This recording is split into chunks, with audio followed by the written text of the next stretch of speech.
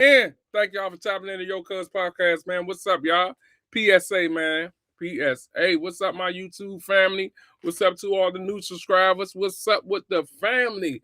Thank y'all for tapping into Yo Cuz Podcast. What's up, man? So look, I gotta do my shout outs. Y'all know already know I gotta do my shout out. Shout out to the new subscribers. Shout out to the YouTube family. Shout out to my team. Shout out to all the guests, man, that came on the show to support the show. Shout out to y'all. Y'all already know what it is, man. Thank y'all for coming on and thank y'all for supporting the page. Now, listen, this is what I need y'all to do. I need y'all to like, subscribe, and drop a comment out this episode because we are definitely lit tonight.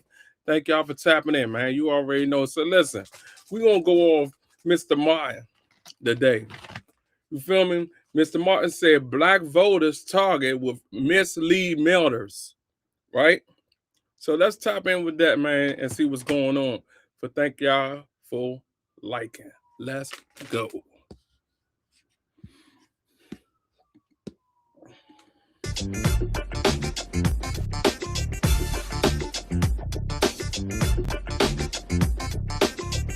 Today is Tuesday, March 10th, 2026. Coming up on Roland Martin Unfiltered, streaming live on the Black Star Network. A black Republican in Virginia sends a misleading mailer to black Virginia voters ahead of a crucial redistricting vote. We'll show you the flyer and give you his response. Also, he wouldn't come on our show. The twice impeached, criminally convicted felon-in-chief Donald Trump is pushing the Senate to pass the Save America Act, which aims to suppress your vote. A Tennessee Republican state representative is pushing for history to be whitewashed, but gets called out by two black Democrats and a Republican. We'll show you how she got fact-checked on the State House floor. A treaty of 1866 guaranteed full citizenship for black Creek Freedmen, yet must nation leaders still have not complied since their Supreme Court rule. We'll be joined by attorney Mario Solomon Simmons. Also, folks, tonight's Shop Black Star Network Marketplace, the founder of Ava's Pet Palace, started in 2016, 8 years old, has now turned her love of pets into a nationwide brand. Also, I got a few things to say about MAGA and Reverend Jackson. And also, I'm just going to leave it at that. It's time to bring the funk. I'm Roland Martin Unfiltered on the Black Star Network. Bring the pain, man. Bring the pain. He's got whatever the miss, he's on it. Whatever it is, he's got the scoop, the fact, the fine. And when it breaks, he's right on time and it's rolling. Best believe he's knowing. Putting it down from sports to news to politics. With entertainment just for kicks, he's rolling. It's all go, y'all. Yeah. It's Roland Martin, rolling with Roland now. He's funk, he's fresh, he's real, the best, you know he's Roland Martin now.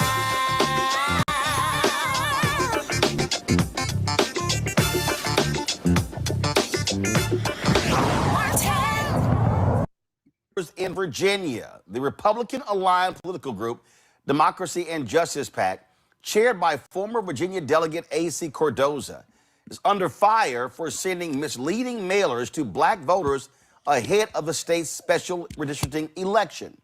The mailer compares the referendum to Jim Crow-era voter suppression. It includes images of Klansmen and civil rights marchers urging voters to vote no on this measure that would allow the state to redraw its congressional districts. But it does not contain any detailed information about the referendum ballot measure itself. Virginia black leaders say the messaging is misinforming and divisive. The Virginia Legislative Black Caucus and the NAACP Virginia State Conference both support the referendum, arguing redistricting could protect fair representation and counter manipulative tactics and threaten civil rights. And the vote, of course, is part of a national fight over gerrymandering, as Republican-controlled states like Texas, North Carolina, Missouri, and others recently redrew maps in ways critics say weakens minority voting power. Democrats in Virginia are urging voters to vote yes on the referendum, which would allow the state to redraw its maps. Now, early voting runs now through April 18th, with a special election taking place on April 21st. Now, show the flyer again. Pull the flyer up. Pull the flyer up. Come on. Guys, could you please show? No, the flyer. We just showed the flyer. Thank you. Come on, show that. Yes. Okay, this is the flyer. Or freeze it. Just like Jim Crow, our ancestors fought to represent us. Now Richmond politicians are trying to take our districts away. Y'all, that's a lie. Let me be real clear. They're not taking away black districts. That is an absolute, fundamental, undeniable lie. Now, the brother who was behind this, we reached out to. Initially, he said yes, he would come on the show. But then he then called back and said, no, I can't do it.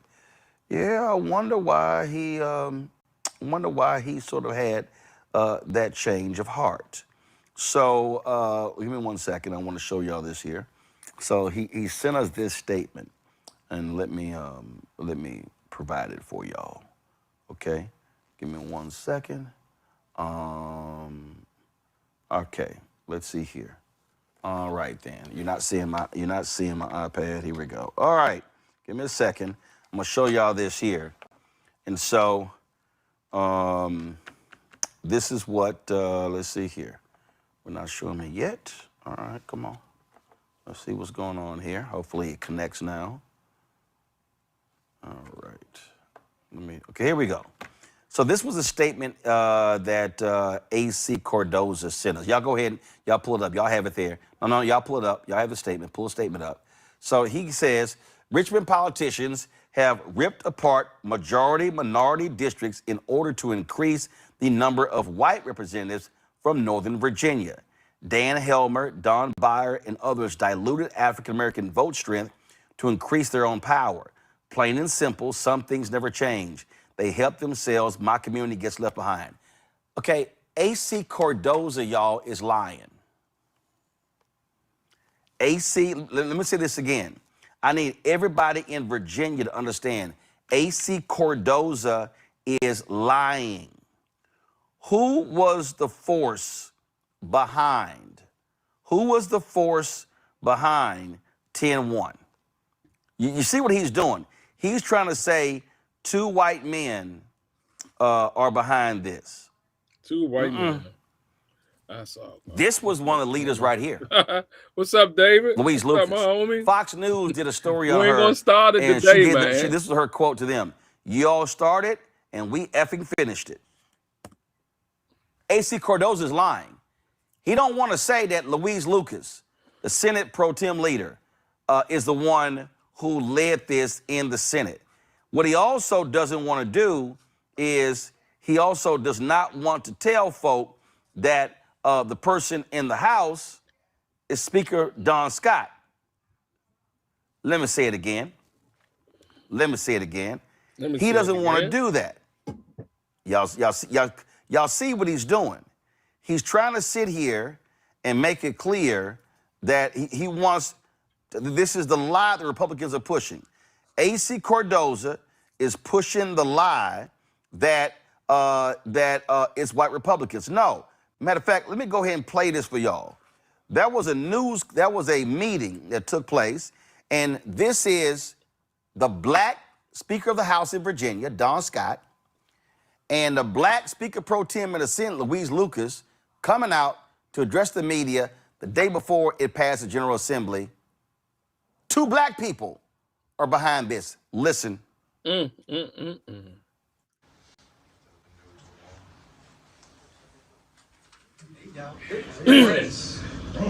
morning. Look, Donald Trump knows he's going to lose the midterms. He knows it. That's why he's started this mess in the first place. I tried to tell you all that. First he calls Texas, give me more seats. Then that's not enough. So he calls North Carolina, Missouri, Ohio. I need more. Today we are leveling the playing field. These are not ordinary times, and Virginia will not sit on the sidelines while it happens.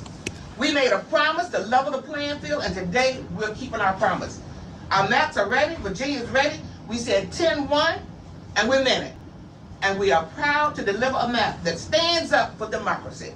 to stand up Virginians, to stand up and give us a voice. He started this mess, and Virginia's going to finish it. Virginia to the rescue. Senator Lucas said it best. We've been working really hard to make sure that we got this delivered.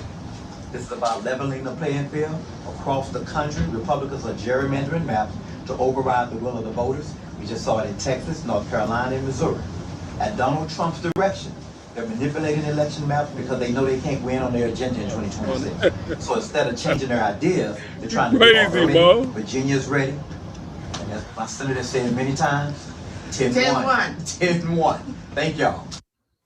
So again, AC Cardoza. Now go back to my iPad.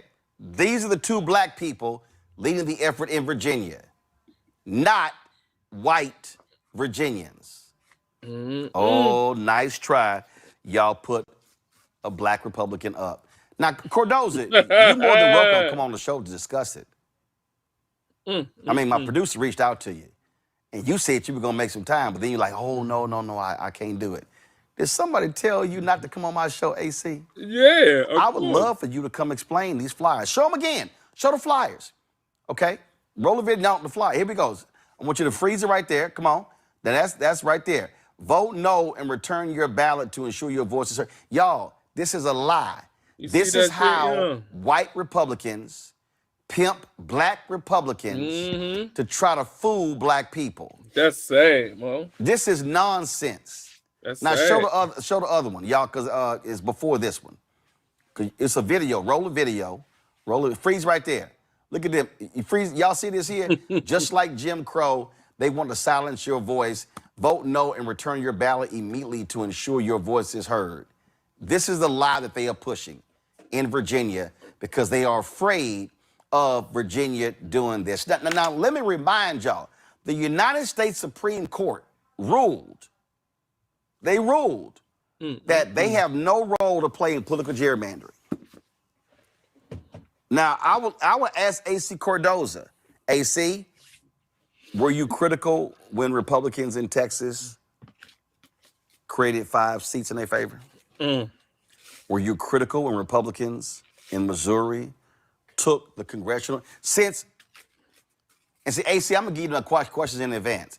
Since you care about minority representation, AC Cardoza, are you on the record criticizing white Republicans in Missouri for gerrymandering the seat of Congressman Emanuel Cleaver?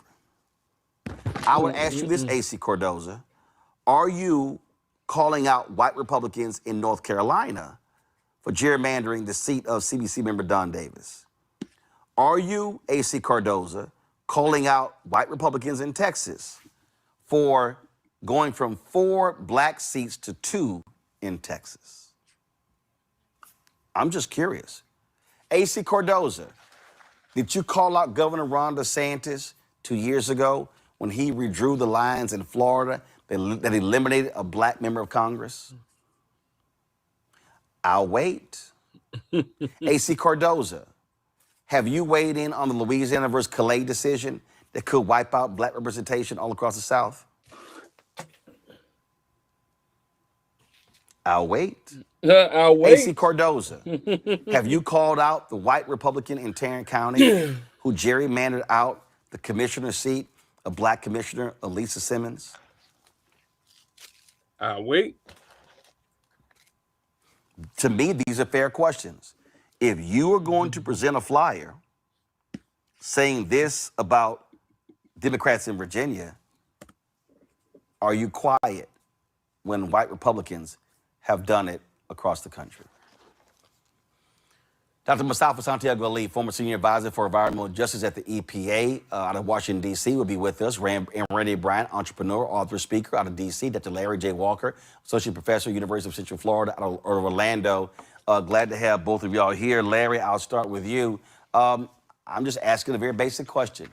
If AC Cardoza is concerned about black representation, was he silent when Republicans did this to black people all across the country? I think he probably was quiet, Larry. He was quiet as a church mouse. And Roland, one of the problems when we see this, and we've seen this the last several years, is when Black folks are used as essentially as kind of a mask in terms of what right wingers are really trying to do to disenfranchise Black voters. So this is just another example. Obviously, he doesn't want to come on your show and deal with any of the smoke, but it's always troubling to me to see a Black face put on to, like I said, prevent Black folks from making sure all the rights that we fought for over the centuries and throughout the Jim Crow era and fighting for the Voting Rights Act of 1965 to a position now where you say you have the two top representatives in both chambers are Black folks who are fighting to challenge some of the issues you see in the state of Florida. You'll see redistricting coming up soon in April. What we saw in Texas and some of the other states you identified. This is an all hands on deck situation. This is why Senator Lucas called out the leader in Maryland in terms of redistricting. This is not a game. And if we don't take the necessary steps to address what's happening in Texas and some of the other states, Black folks are going to be locked out, and it's going to dilute Black political power. And this is ultimately what is the aim, to make sure they also rig the game in terms of more white males hold positions of power. And once again, they'll continue to dismantle all these programs that Black folks have fought through the civil rights era. Again, this whole idea that, oh my God, it's these white folks. Matter of fact, I'm gonna go even further. Go to my iPad, Anthony. Randy, this is the House Majority Leader in Virginia. So Black, the House too. Majority Leader in Virginia, Black, Democrat. The Senate Pro Tem, Louise Lucas, Black. The Speaker of the House in Virginia, Don Scott, Black. But A.C. Cardoza wants to put a statement out saying, is white Democrats doing this? No, we got the facts over here. He's just doing the call and beckoning for obviously some white politicians. And that's unfortunate that he's willing to be used like that. We all know that tokens do get spent. And one thing is that Black people, we know now that all skin folk ain't kin folk. We've learned that lesson. And so what I hope that we do is that we ensure that we do our research when we see a Black person giving us some information, because it's not always accurate and they're not always acting in our best regard. So It's important that we pay attention, that we do our own research. Yeah. It's really sickening to me that he would use some images and parts of our history that he knows will trigger us to manipulate us into believing a lie and voting against our best interests. I mean, crazy. How low do you have to go? And what does he think that he's ultimately going to gain from it? Because again, we all know that tokens get spent. I want y'all to show it again. So, first of all, now pull up Cardoza first. So pull up Cardoza's statement first. Okay, y'all. This right here, this is the Black Republican in Virginia who said Richmond politicians have ripped apart majority-minority districts in order to increase the number of white representatives from Northern Virginia. And then he cites one member of Congress, one guy running, and he said to dilute African-American voter strength. Now, y'all, show the flyer. Show the flyer. Okay, this is the flyer. Our ancestors fought to represent us, all these Black people. Now Richmond politicians are trying to take our districts away. That's a lie. Okay, show the second part of the flyer. Okay, so he wants them to vote no. Okay, so this is video of the flyer itself. Just like Jim Crow, they want to silence your voice. Now, let me explain to everybody who's watching. There are 4 African Americans on the Republican side in Congress. All of them will not be in Congress in January. Yes. Byron Donalds is running for governor. Burgess Owens is because they gerrymandered his seat in Utah. He's scared to run in that seat. Wesley Hunt ran for the United States Senate in Texas, came in 3rd in the Republican primary. He's gone. And 4th is John James. He's running for United States Senate in Michigan. He's going to lose. He's going to be gone. That's so crazy. There will be 0 Black Republicans in the House next year unless a black Republican wins in November. Here's why what A.C. Cardoza said is a lie. Pull his statement back up. I want to expose y'all to lie. He said Dan Helmer, Don Byer, and others diluted African-American vote strength to increase their own power. Let me explain to you why there's a lie. Cuz? Okay, you can take that down.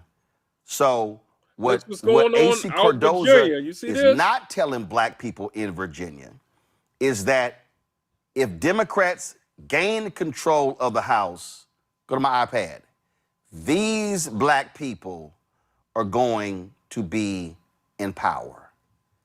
These black people are going to be committee chairs.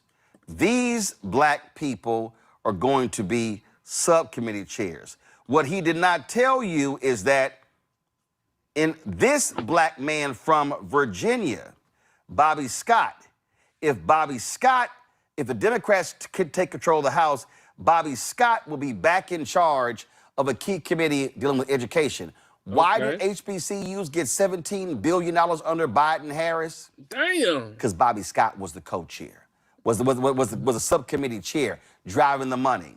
That's come on, crazy. let's go back to my iPad. The Homeland Security, that committee, that man right there, if he wins his primary, Benny Thompson, what the primary last night? Let me know what happened. Okay, he will be the chair of that committee. Danny Davis is retiring. Gregory Meeks, foreign relations, yep, he'll be the one in control of that. Then you have, again, I can go down here. Who's going to be, where's Maxine Waters? She will be in control of the House Financial Services Committee.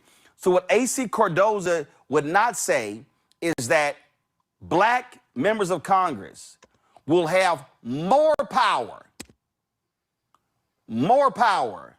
if this happens. Black members of Congress will have power to get things done for black people. See, Mustafa, this is the whole shell game. White Republicans, y'all still having stuff? Okay. White Republicans put up a black Republican as their front to try to push the okie doke on black people. That's and crazy. The flyer he's putting out is a lie. It's a flat out lie. And so he wants MAGA to still be in charge. Black Virginians, let me remind y'all, it's MAGA that let Doge happen. And that cost Virginia hundreds of thousands of jobs. It's MAGA Republicans in the House that allowed Elon Musk to put his cuts in that actually hurt Virginia. It's MAGA Republicans that stood with Donald Trump and caused Texas to change there. It's MAGA Republicans that cut the grants for black health and black businesses and has actually impacted black businesses all across the country by freezing contracts. So A.C. Cardoza, if you care about black people, why don't you come on the only daily black news show in America that centers black people and come talk to black people about your flyer and explain to black people why your flyer isn't a lie? Because you know it's a lie. And you don't want to be exposed for being a modern day Isaiah T. Montgomery. Google it and you'll understand. Google it and you'll understand. Hold up, before I do that, let me remind people. Right now in Virginia, early voting has already started in Virginia. It ends April 18th. Every black person in Virginia should be voting yes for the 10-1 plan. Every black person in Virginia should be calling their children, their neighbors, their church members. They should be calling everybody saying, vote yes. If you are mad that the Republicans screwed over Jasmine Crockett and screwed over Al Green and screwed over the seat of the late Sheila Jackson Lee and Sylvester Turner and screwed over Mark Vesey, all African Americans, if you black Virginians are mad that the Republicans screwed over Congressman Emmanuel Cleaver, bro. I'm telling my you. alpha brother, pastor in Kansas City, If y'all are mad that they screwed over black Democrat Don Davis in North Carolina, if y'all are mad that Ron DeSantis screwed out over black people by eliminating a district in Florida, if black Virginians, if you are mad that Republicans are trying to get rid of the black districts in Louisiana, they want to get rid of the black districts in Alabama. Where you at, bruh? Your vote is simple. Where you located at, Chef? And black people should be turning out in massive numbers in Virginia to tell Republicans, we're going to show y'all what black power is like in 2026. Early voting is now through April 18th. Election day, April 21st. Let's send MAGA a message. You want to mess with black folks in Texas, we're going to get you straight in Virginia. Yeah, cuz you know it is. I'll be right back. You already know it is. With medicine and science under attack, I want to keep you and your family informed and healthy. I'm Dr. Ebony Hilton. Baltimore City, Maryland has passed the Safe Spaces and Communities Act. Yeah. The bill ensures that local government and police departments will not function as extensions of federal immigration enforcement unless a judge issues a criminal warrant or court order. Mark Conway is the chair of Baltimore City's Public Safety Committee. He joins me right now. Mark, glad to have you here. So for folks who don't understand what this means, this being passed, what now happens with law enforcement in Baltimore City? I think first, we want to make it crystal clear that Baltimore should not be host to a concentration camp. This bill comes on the heels of notice that there were folks stuffed in the federal building downtown, and they were in really, really poor conditions, up to 37 folks in a single room. ICE is not your traditional law enforcement. They've been acting as secret police for a lawless president, and that's just completely unacceptable. I really believe ultimately that ICE should be abolished. They've lost the confidence of the people, but that's not the jurisdiction of the city council. What we can do, though, is we can decide not to cooperate with ICE in any way, shape, or form. That means if there is not a warrant signed by a judge, we won't be providing any access. If there isn't a warrant signed by a judge, we will not be providing any data. And if there's not a warrant by a judge, we are not going to be providing any support from our police department unless absolutely necessary. So I think, we want to make it crystal clear that as ICE continues to move through our cities across America and Baltimore, we're saying no. And we want to be crystal clear that the activities that they're doing are actually making our communities more unsafe. Folks are afraid to call the police. We heard testimony from someone that explained that kids are afraid to go to school. And this is all happening while folks are doing what they're supposed to do. We heard from an asylum seeker that submitted some written testimony. They were afraid to speak in person, but they explained how they were coming in for a regular check-in. And ultimately, they were picked up by ICE and shipped from Baltimore to Texas. That's completely ridiculous. And all the while we're hearing that the conditions in the detention center downtown are completely abysmal. We heard from a first responder who went in there and talked about hordes of people packed into a single room unsanitarily and really not having some of the basic necessities. So I think, Baltimore must be crystal clear. We're not going to participate in the atrocities of ICE, whether it's the actual picking up of immigrants on the streets or the detention in the federal building downtown. And a lot of people don't realize that when these feds come in, they literally are mistreating local city officials, local police, and others. Yeah, I think essentially they are working with a blank check. They have carte blanche. And, we've already heard of multiple folks killed by ICE officers, and we've seen the administration make excuses or make up not even excuses, flat out lies for the activities of ICE agents. That's completely unacceptable. We want no part of that. And I think for all the work that we've been doing in Baltimore to improve public safety, the last thing we want is for people not to trust law enforcement. And if there's a belief that our police department is working in any way, shape, or form with ICE, we want to make it clear that is not the case. We don't want that to be the case, and we will not allow that by law, because we want to make sure that we continue to make the good progress that we're making in Baltimore. Absolutely. And so how are you going to respond when your critics, whether it's Larry Hogan or Donald Trump, anyone says, oh, Baltimore City, how dare you, you're being a sanctuary city? I think, at the end of the day, we want to be a city that is inviting. We want to be a city that is healthy and thriving. And immigrants add so much to what Baltimore is and is becoming.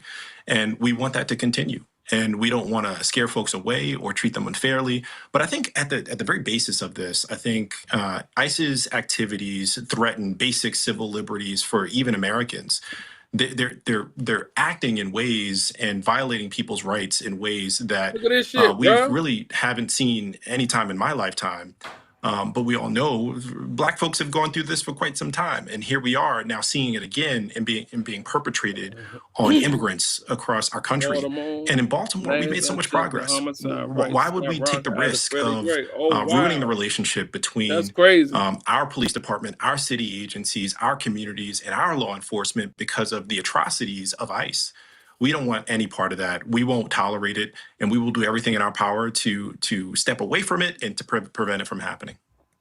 All right, then. Well, look, we certainly appreciate you joining us on the show. Thanks a lot. Appreciate you, brother, and I like your shirt. Oh, of course. Well, we got Mustafa and Larry, two of the alphas on the show. So that's how we roll on this show. We're everywhere, man. We're everywhere. All right, I appreciate it. Thanks a bunch. All right, folks, we come back. We're going to talk about Donald Trump and the SAVE Act, which is actually the Trash Act. And we'll break it down for you. Hey, folks, don't forget to support the work that we do. Join our Bring the Funk fan club. Please support us. The goal is to get 20,000 of our fans contributing on average $50 each a year, $4.19 a month, 13 cents a day. That supports this show and the 5 other shows here on the Black Star Network. If you want to support us via Cash App, use the Stripe QR code. You see it right here. That's also for credit cards. Checks and money order. Make it payable to P.O. Box 571. First of all, make it payable to Roland Martin Unfiltered. P.O. Box 57196, Washington, D.C. 2003. Water, living wages. Sign any bill until they pass this. Now, the House has already passed 2 versions of what is now called the Save America Act that will institute citizenship and photo ID in the city. They is it's now waiting a Senate vote. Majority Leader John Thune is committed to calling it up, but he said he is not going to change the filibuster rules. He says it is certain to be blocked by Democrats under the chamber's 60-vote filibuster threshold. Now, if you want to understand why Trump and Republicans are pushing so hard for this, well, he made it clear. They're doing everything possible because they know if we get this, they probably won't win an election for 50 years, okay? And maybe longer. And they're going to fight like hell. But boy, do they get killed. Because even the Democrats, you saw the numbers today, Democrats voted 86% that this stuff should be passed. The Democrats. With Republicans, you're at 98%. But Democrats are at 86%, except for the people that run the Democrat Party, because they want to try and win elections illegally. It's the only reason you vote against voter ID is because you want to cheat. There's no other reason. They come up with reasons. They say, it's racist. That's their number one, racist. Then you have to explain it, and they're just sitting there mumbling. They can't explain it. Now, he's lying. He's lying. And they need Democrats to vote for him. They need 60 votes. Here is Republican Senate Majority Leader John Thune. Listen.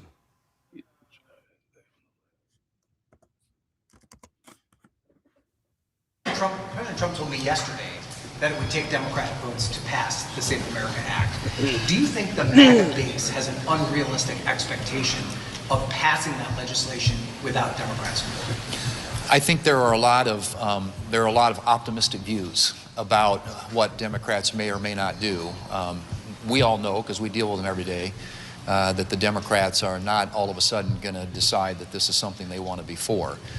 So yeah, again, I mean, I think you have a lot of optimists out there, and I appreciate that, and a lot of passion and energy behind getting an outcome here. But getting an outcome would require Democrat votes, and you know, we'll give them a chance. Like I said, they'll have that opportunity to vote one way or the other on this.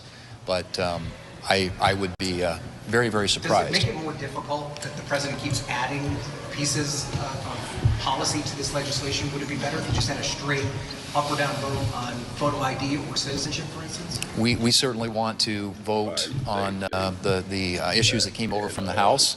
The president has since that time added some additional components to his request, which we will figure out a way to get votes on as well. But obviously, I think the core issue with respect to the Save America Act is ensuring that non-citizens aren't voting in American elections, that only citizens are voting in our elections, and that they have to be citizens to register to vote, and they have to be citizens to vote. Y'all, healthcare. That's already the law. It's literally already the law. I mean, that's the BS that they're playing. And so they're trying to say, 86% do Democrats support using an ID? They was just in the city, cuz. Right now, you can use an ID. They just bust the girl windows out in the city under the tunnel. License. This is my Texas driver's license.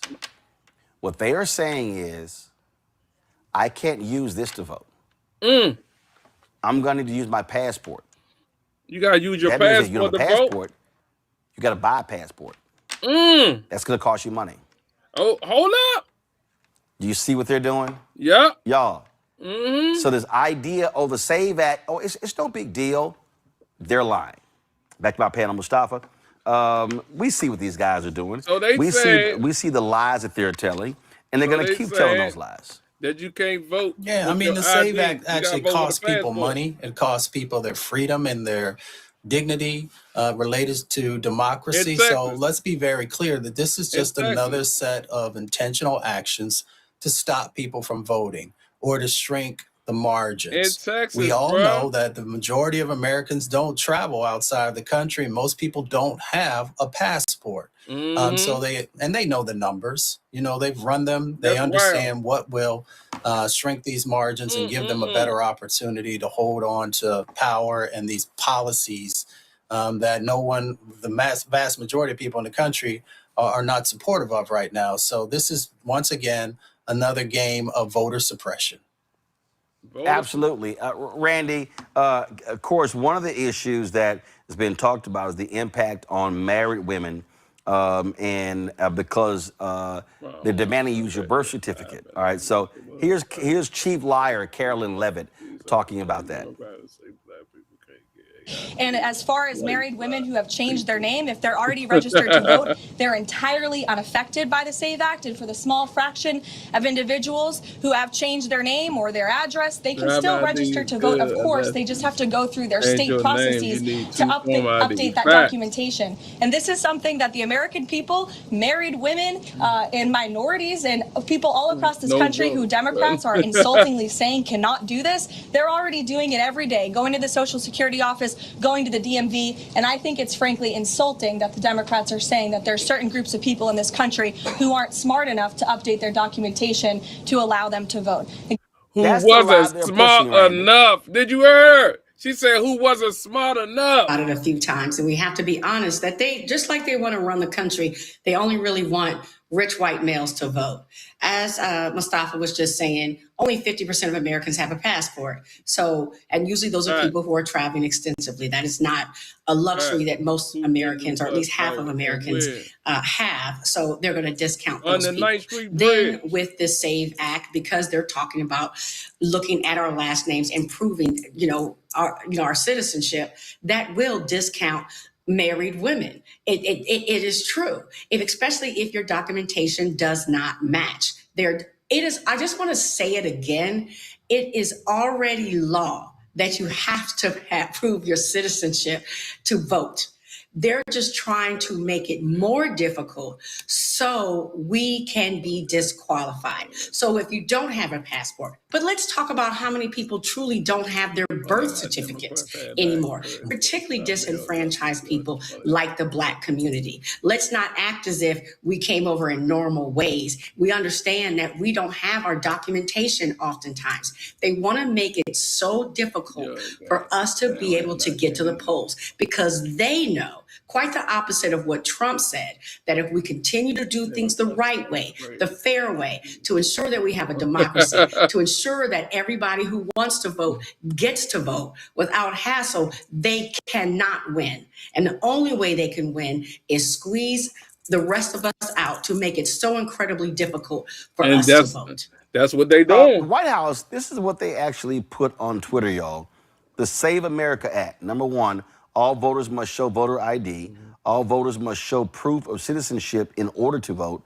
No mail-in ballots except for illness, disability, military, or travel. No men and women's sports. No transgender mutilation surgery for children. First of all, I don't know what the hell 4 and 5 have to do with voting. But, Larry, number 3 right there. This is why people don't understand why you got to pay attention to everything. They want to outlaw mail-in balloting. That's the whole deal. So this is not just a voter ID bill. So guess what? Democrats should be opposed to this. This is not just about voter ID. And Roland, if you notice, no one mentioned mail-in balloting. Well, President Trump has talked about it a lot. He's really against it consistently. But no one else in those press conferences mentioned it. And what's really interesting about this is that, asking someone like myself, and other folks on this panel who come from enslaved Africans to essentially vote for more literacy tests or grandfather clauses or anything else during the Jim Crow, relative to the Jim Crow era, so that make it more difficult for us to vote, Black women and Black men, it's absolutely ridiculous. Roland, this is connection. This is white supremacy. This is also misinformation as relates to Donald Trump losing an election against Biden. So they can take and consolidate more power to make sure that white men could hold power, the presidency, the House, the Senate. That's crazy though. If they start that, that's crazy. Decrease, once again, dilute Black and other minoritized individuals from voting. If this bill, and look, it doesn't look like it's going to pass the Senate, but folks need to continue to call the U.S. Senator to make sure their voices are heard. Because if they're able to pass this, it is game over as it relates to our democracy. And so we have to stand steadfast. We cannot let this bill come out of the Senate. Obviously, we heard about the filibuster, but you can't. These are people that will change laws, change their minds at the last minute. You cannot trust Thune or any other policymakers, senators who are standing behind him. Because if they realize at some point, hey, maybe this is not such a bad idea, and they get rid of the filibuster, crazier things have happened, then we'll be in dire situation. Yeah, I mean, we know exactly what's going on here.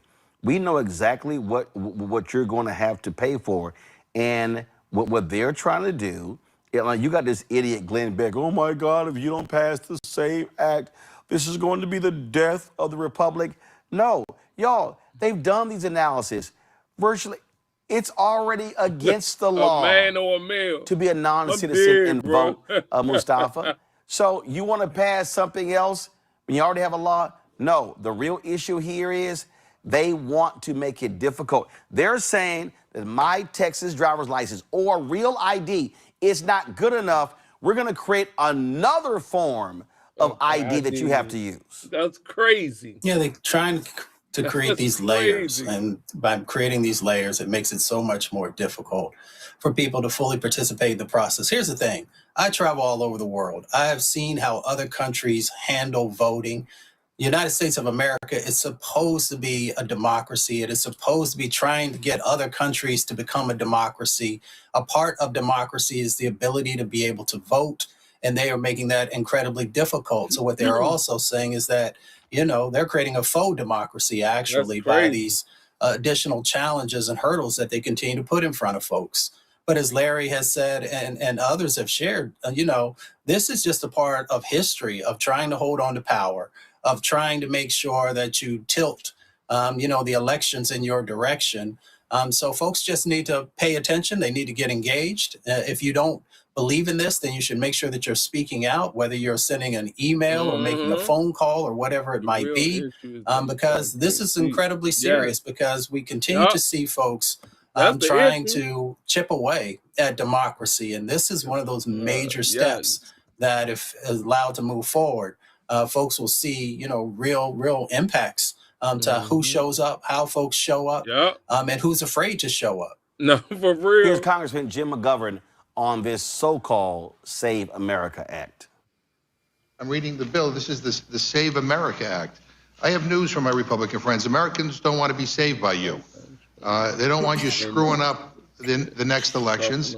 They don't want you to make it more difficult for them to participate in the next election. And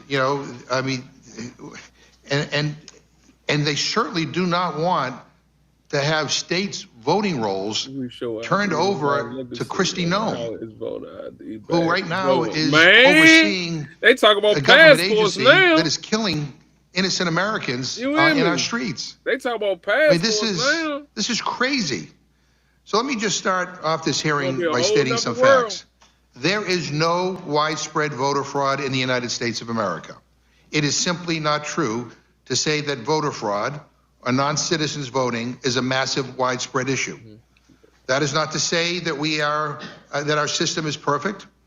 We face issues when it comes to cyber attacks, foreign disinformation, intimidation, and violence against election workers. Those are all important issues that we should be addressing today, but we are not. We are not. Instead, we're considering a bill that is fundamentally predicated on a lie. There is extensive documentary evidence that voter fraud, voter impersonation, and non-citizens voting is not a widespread issue. It is a myth perpetrated by people whose real goal is to suppress the rights of American citizens, citizens who are legally and constitutionally entitled to cast their ballot, and to prevent American citizens from participating in our elections. Republicans are pushing the Save America Act because they want fewer Americans to vote. It's that simple. Republicans have looked high and low to find fraud. And you know what they've found? Someone is more likely to get struck by lightning than to vote illegally. Are you calling me racist? I'm reading the bill. So what y'all got to say? I mean, this is the truth about it, and they don't want to accept the reality of it. They're lying. They're lying, Randy. They are lying.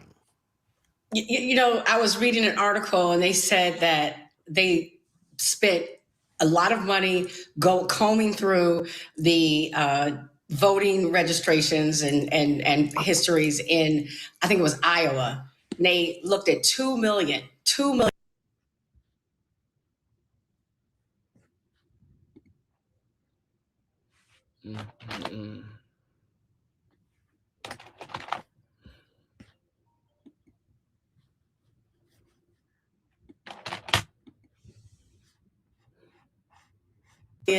Votes, and they found one person who voted illegally that was not a citizen. One. It is not a problem that we're facing in the United States. They're not trying to create a solution for the problem of non-citizens voting. They're trying to create a solution to them not being able to win. That's crazy. Everyone has the right to vote, and it's of ease to vote. Particularly with this mail-in voting, they know how much. What they do now is they make it very difficult. Yeah. For many of us to get to our polling places. They know that it's difficult, particularly for our elderly. And they know Black folks, our elders, are going to vote. If they don't do anything else, they're going to vote. And mail-in voting has been a godsend to us. And they want to make it where not only we're going to shut down places for you to vote, we're also going to make it where you cannot mail in your votes. So again, this is all about suppressing our votes and suppressing our voices. That's crazy. Yeah. Like this ain't that hard to understand, Larry. And again, we know the game that they're trying to play. They keep saying, nothing wrong with ID, nothing wrong with ID. And I saw one of the CNN guy, their polling guy, he was on here and he was like, I mean, oh my God, this is hugely popular among the American people. People understand ID. Democrats are not saying, hey, forget that, forget IDs. But folk got to understand the game they're playing. They're simply trying to use it against people. That's what they're trying to do. That's exactly what they're doing. This is former Speaker Nancy Pelosi talking about this and explaining what this bill will do. Surveillance in our own country is something that is absolutely not to be allowed. Now, if there's some particular reason, there's one thing. But for Tulsi Gabbard to be looking into elections is really not right. It's not lawful. It's not right. But that doesn't seem to ever bother the president. But you know what? We don't agonize. We organize. And we have litigation. We have lawyering in addition to in the courts, but at polling places and the rest. We have legislation, and we're going to fight him on the SAVE Act or for the voter ID. It's just not right. And there are many Republicans in the country who know it's not right because it's inconvenient for them as well as it is for married women in the country. You don't have your birth name on your voter file. That's a problem. Crazy. Well, we need to go into all of the problems with it, except to say it's a problem. We're dealing with it, and the president. I'm really, people are concerned. Is he going to send in ICE and the National Guard, this or that? Don't put anything past him, as we saw on January 6th when the President of the United States personally incited an insurrection in our country.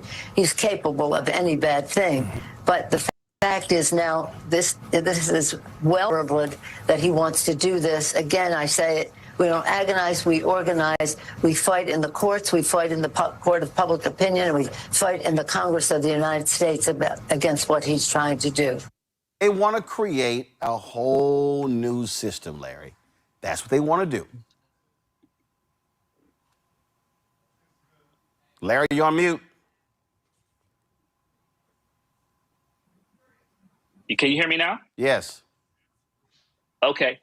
Yeah. So, this is the thing, Roland. Folks, if your white folks are watching this, they need to understand that this is going to impact them too. It's not going to just impact Black folks, other minoritized groups. So it needs to be really clearly explained to folks that this is bad for democracy in general. And we know disproportionately this is going to impact, like I said, Black other groups. But this bill, we cannot return back to the Jim Crow policies. Black folks, our family members have lived through this. This is Jim Crow 0.20. And we have to stand strong and make sure, like I said, call your U.S. Senator, but we cannot allow this bill to pass the Senate. For real.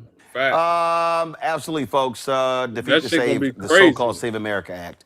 All right, going to a break. We come back. We're going to talk about what's happening with Black Creeks. Also, MAGA, y'all don't care about Reverend Jesse Jackson, so why y'all sitting here trying to front? I'll break it all down for y'all as well. Folks, you're watching Roland Martin Unfiltered on the Black Star Network. Back in a moment.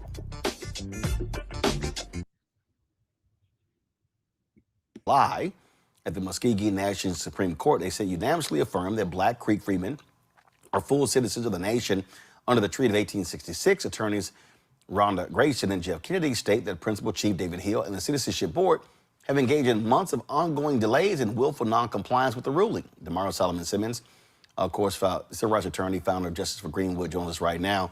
Okay, so they made the ruling. So, like, what's the deal? That was July. That's more than... Yeah, 30... It's 8 months ago. Yeah, 8 months, almost a year, 31 weeks ago, we had a 5-0 decision that said that Black Creeks, which are about 100,000 of us throughout the nation, have the same citizenship rights of all other Creeks, and yet they are standing in the way. And you guys were just talking about voter suppression and all that stuff. And that's what this case is about. And as we know, when you deny Black folks the right to participate in the democracy and the right to participate to vote, that is an assault not just on the individual Black folks in Texas or Georgia or the Muskogee Creek Nation. It is an assault on Black political power everywhere it is. And that's what's happening right here, Roland. Right now, Chief Hill is standing in the doorway the same way that Governor George Wallace stood in the doorway at the University of Alabama and wouldn't allow those Black students to integrate. That's crazy. What's the holdup? What the hell's the holdup? Roland, the holdup, only thing we can see here is anti-Black discrimination, right? Because the rule of law has already decided, their own Supreme Court. So not only is the treaty federal law, so under our Constitution, for those who are listening, under our Constitution, the United States Constitution is the highest form of law in the land. But number two are treaties. So this treaty, which is in force, is a supreme law of the land only subservient to the Constitution. That's on the federal side. But the Creek Nation's own Supreme Court, 5-0, decided that Creeks of African descent are entitled to full citizenship, and yet they are not allowing us in, and it is nothing but anti-Black discrimination. And Roland, right now, today, as I speak, there's an estimated 4 4,000 applications that are just sitting in the Muscogee Creek Nation Citizenship Office that is not there. They are not being approved and processed. Over 4,000. And the government GAO office told us back in December that they estimate, just from a federal level and conservative estimates that there are 47 to 117,000 Black Creeks throughout the country. So we're talking about a substantial amount of individuals who are not getting an opportunity to vote, who are not getting an opportunity to have access to benefits, and also are being denied their heritage and who they actually are. So, I mean, what next? I mean, how do you force him to comply? Well, we have a two-pronged strategy. One, we have filed with the Muscogee Creek Nation Supreme Court, asking the court to do two things. Number one, to sanction or file in contempt Chief David Hill and the Citizenship Board for ignoring their order. That's number one. And then number two, for them to postpone, or we filed a preliminary injunction for them to stop the election that is coming up on May 30th, unless and until Black Creeks are allowed to become citizens. This is an affront to the rule of law. This is absurd that you can have actual elections and not have citizens be able to vote. And thirdly, we want our citizens' applications to be processed immediately. This needs to start today. We have people that have been waiting literally their whole life trying to get their citizenship process, and they're just dragging their feet. Now, if the Muscogee Creek Nation Supreme Court does not rule, we have no choice but to go to the federal courts, which we will do, but that is not what we want to do. We feel like this should be decided within our own Supreme Court nation of the Creek Nation. Well, always some legal maneuvering that's necessary. So, DeMario, keep us abreast of what happens. I will. And Roland, if I could just say, I want everyone to understand that without the Black Creeks, there is no Greenwood. There is no Black Wall Street. The Black Creeks were the co-founders of Black Wall Street. So justice for Greenwood is justice for the Black Creeks. And we're not talking about being part of a club or association or nonprofit. This is an independent government that is discriminating, that Black folks should be a part of and have an opportunity to participate in. All right. We appreciate it, man. Thanks a lot. Thank you, Roland. Peace. Folks, white Republicans in Tennessee are absolutely nuts. Tennessee Representative Justin Pearson needed to fact-check Representative Michelle Renault after she used the Bible to literally justify the founding fathers being slave owners. They shouldn't be judged because slavery was normalized during their time. Here is the verbal lashing she received from a descendant of a slave. Representative Renault. Thank you for the question. As far as our founding fathers and those that owned slavery, it is important not to dilute history.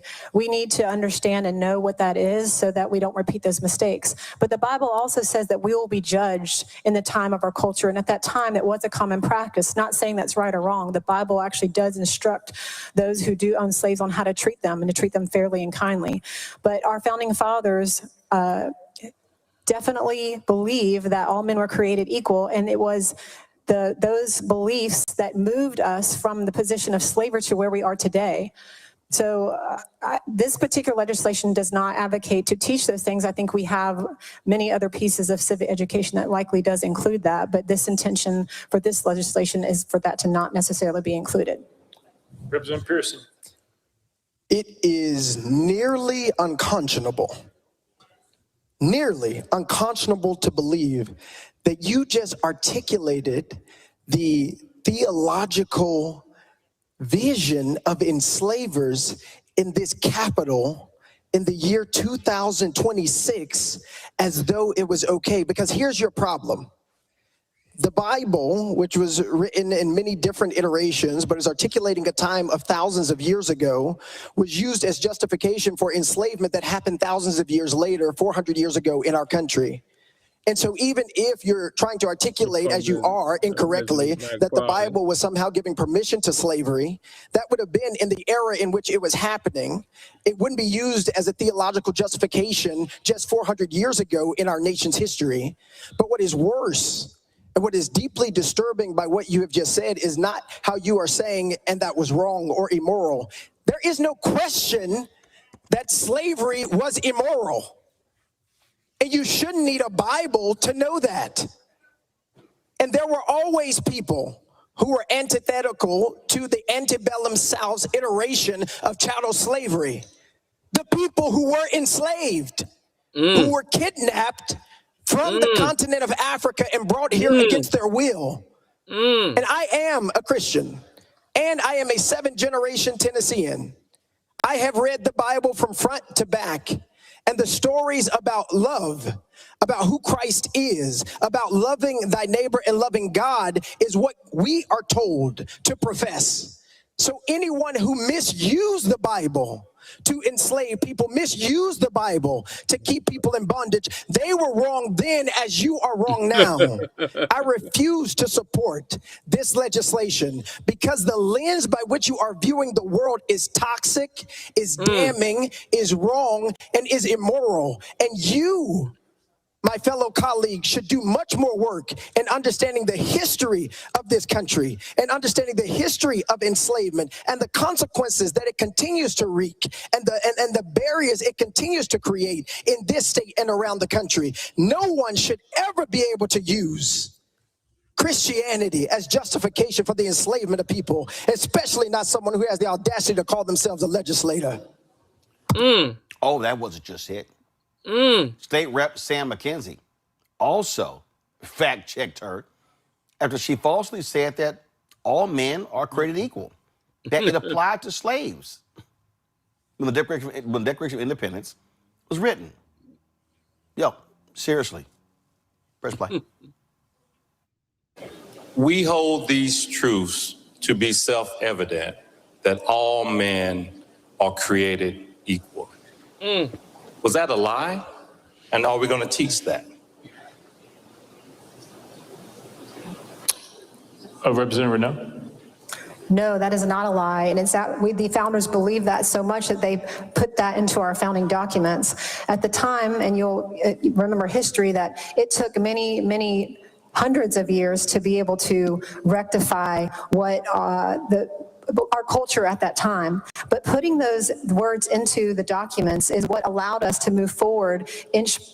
Unfortunately, it inched. It wasn't an immediate change, but those words ring true still today. And it's the progress that we have made as a culture and the values that America was founded on have allowed us to move forward and to be able to recognize that all men are created equal. Representative McKenzie. Thank you, Mr. Speaker. I'm a black man. And the person that had me during those times was a black man.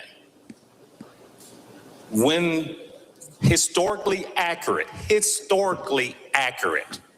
not cultures and evolution and how things evolved, but historically accurate, that was a lie. My forefather was not treated equally, was not considered to be a man. So for you to say we're going to have this historically accurate teaching and not teach that is just flat wrong. Historically accurately means when they put pen to paper, they said all. They did not mean all. That's all. They did not mean all. So if we're going to do this historically accurately, let's do it. If we're not, if we're going to be able to pick and choose, then that's not the way we should teach. And say that this is now a historically accurate statement, since we've evolved and we've got better and we've understood the mistakes of the past. The mistakes of the past says that my predecessor was not a man. So this is a lie. I love this country. I love the fact that our forefathers created, as Winston Churchill said, you know, democracy is horrible, but all of them the worst. All of them, the rest of them are worse. And I'm grossly paraphrasing that. But again, so that's not where I'm coming from. We have to accept that as African Americans that we were enslaved. We have to accept that, and we have to move on, and we have to make things better for us and the next generation. But for you to come here and say that we're going to teach something We're going to now, in 2026, teach something that's historically accurate, and it doesn't touch on that. And you say that these are one of the things that we're going to teach. So we're going to ignore that whole piece.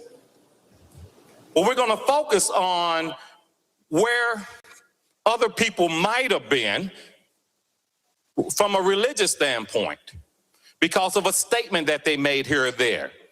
You're not going to be able to prove that they were an active member of a church for a lot of them. You will not be able to prove that historically, because several of them probably had some things that they put in pen to paper that talked about their faith. But historically, you're not going to do that. But here we are having this conversation, and you're ignoring this gaping hole in the creation of our great country. I've got a problem with that. This is just flat out not, it's not the way to teach historically accurate information. Either you teach it all, or we just move on and say that this time, these documents are great documents. These are great documents that we want all our children to understand. But to say because some people have said that some of these were atheists, some of them not, we'll deal with that, but we're not going to deal with the gaping hole is wrong. You know, and my question to you is, on a whole different level, how many of the forefathers that signed these documents were immigrants, were first generation United States eventual citizens? Representative Renaud.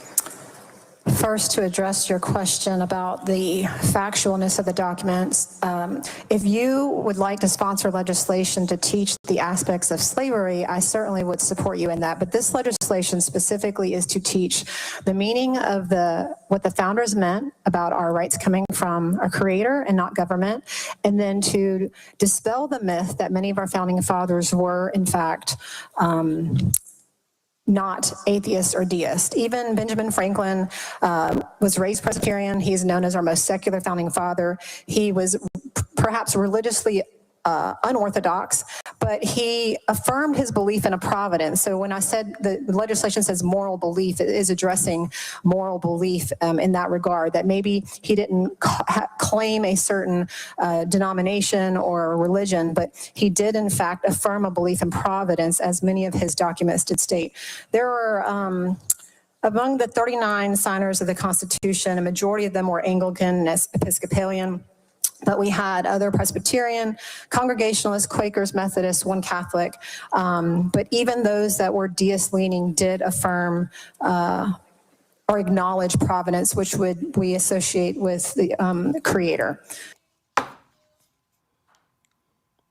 Y'all, even a Republican, William Lambert, had to say, girl, sit your ass down.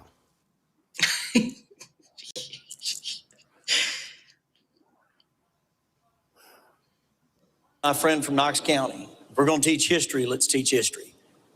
Some of our history is ugly in this country, and there are people over the years that have twisted and poisoned what the Bible says to try to justify an evil act.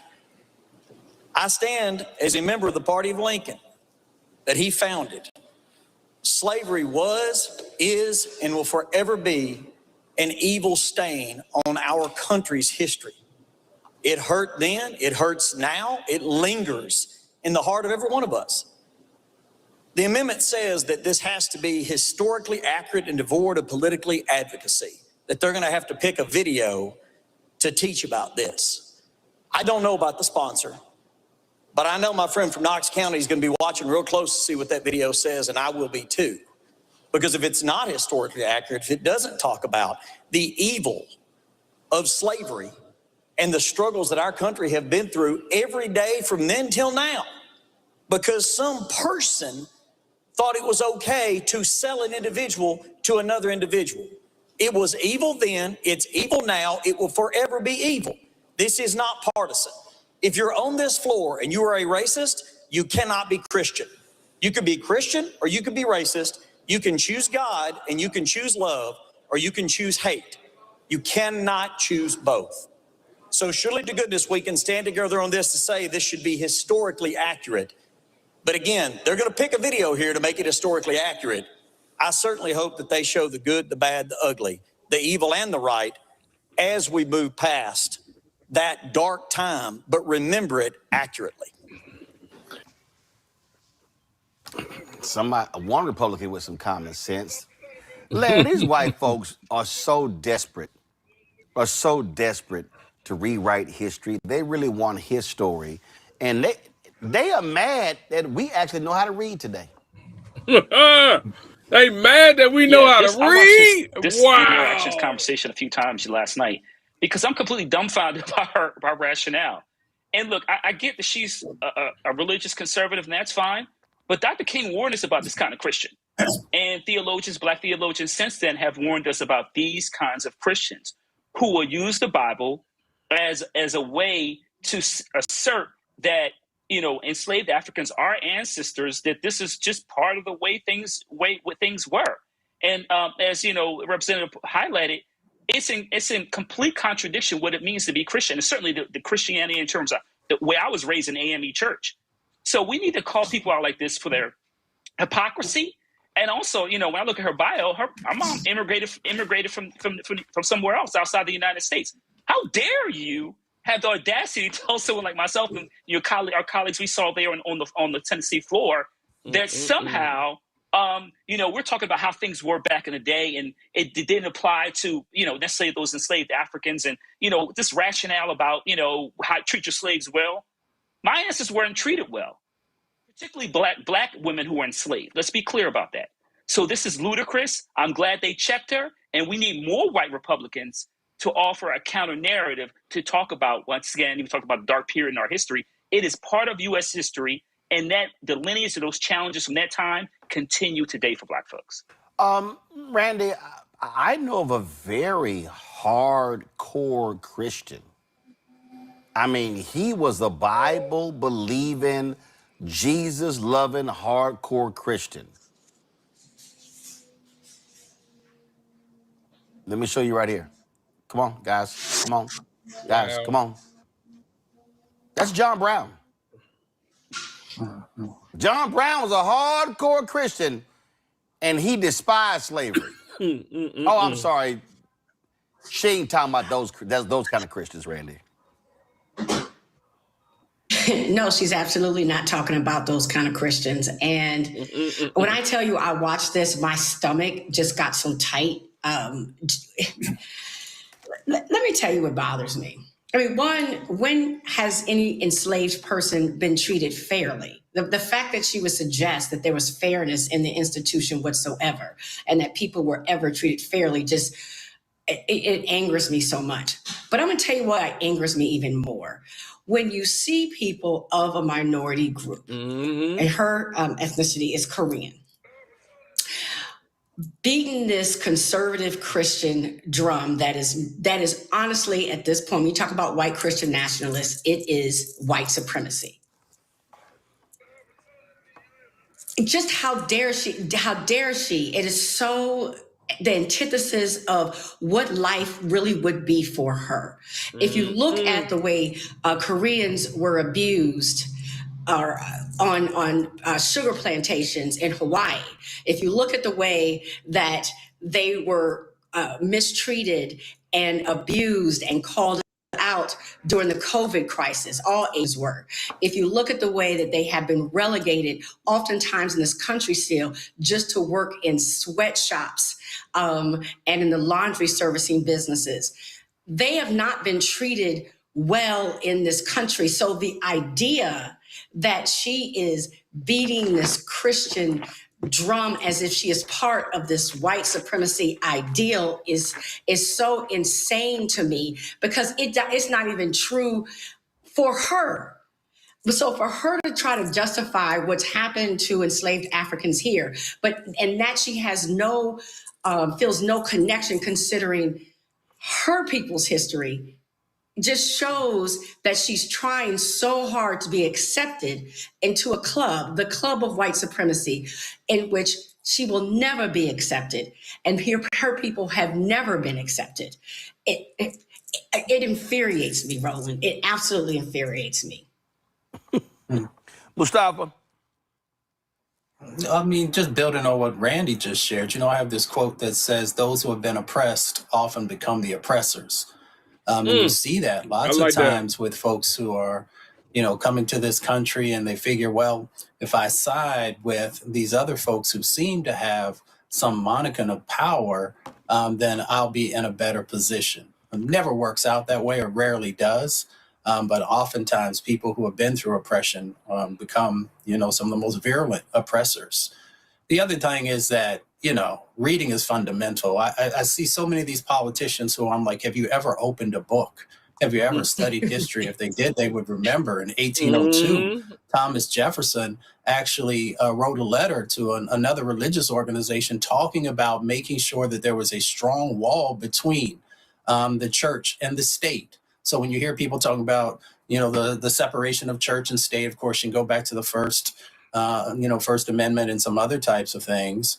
But whether you want to talk about the founders or others, they understood, that there needed to be this bright line between the two, because they saw historically what happened when that wasn't the case.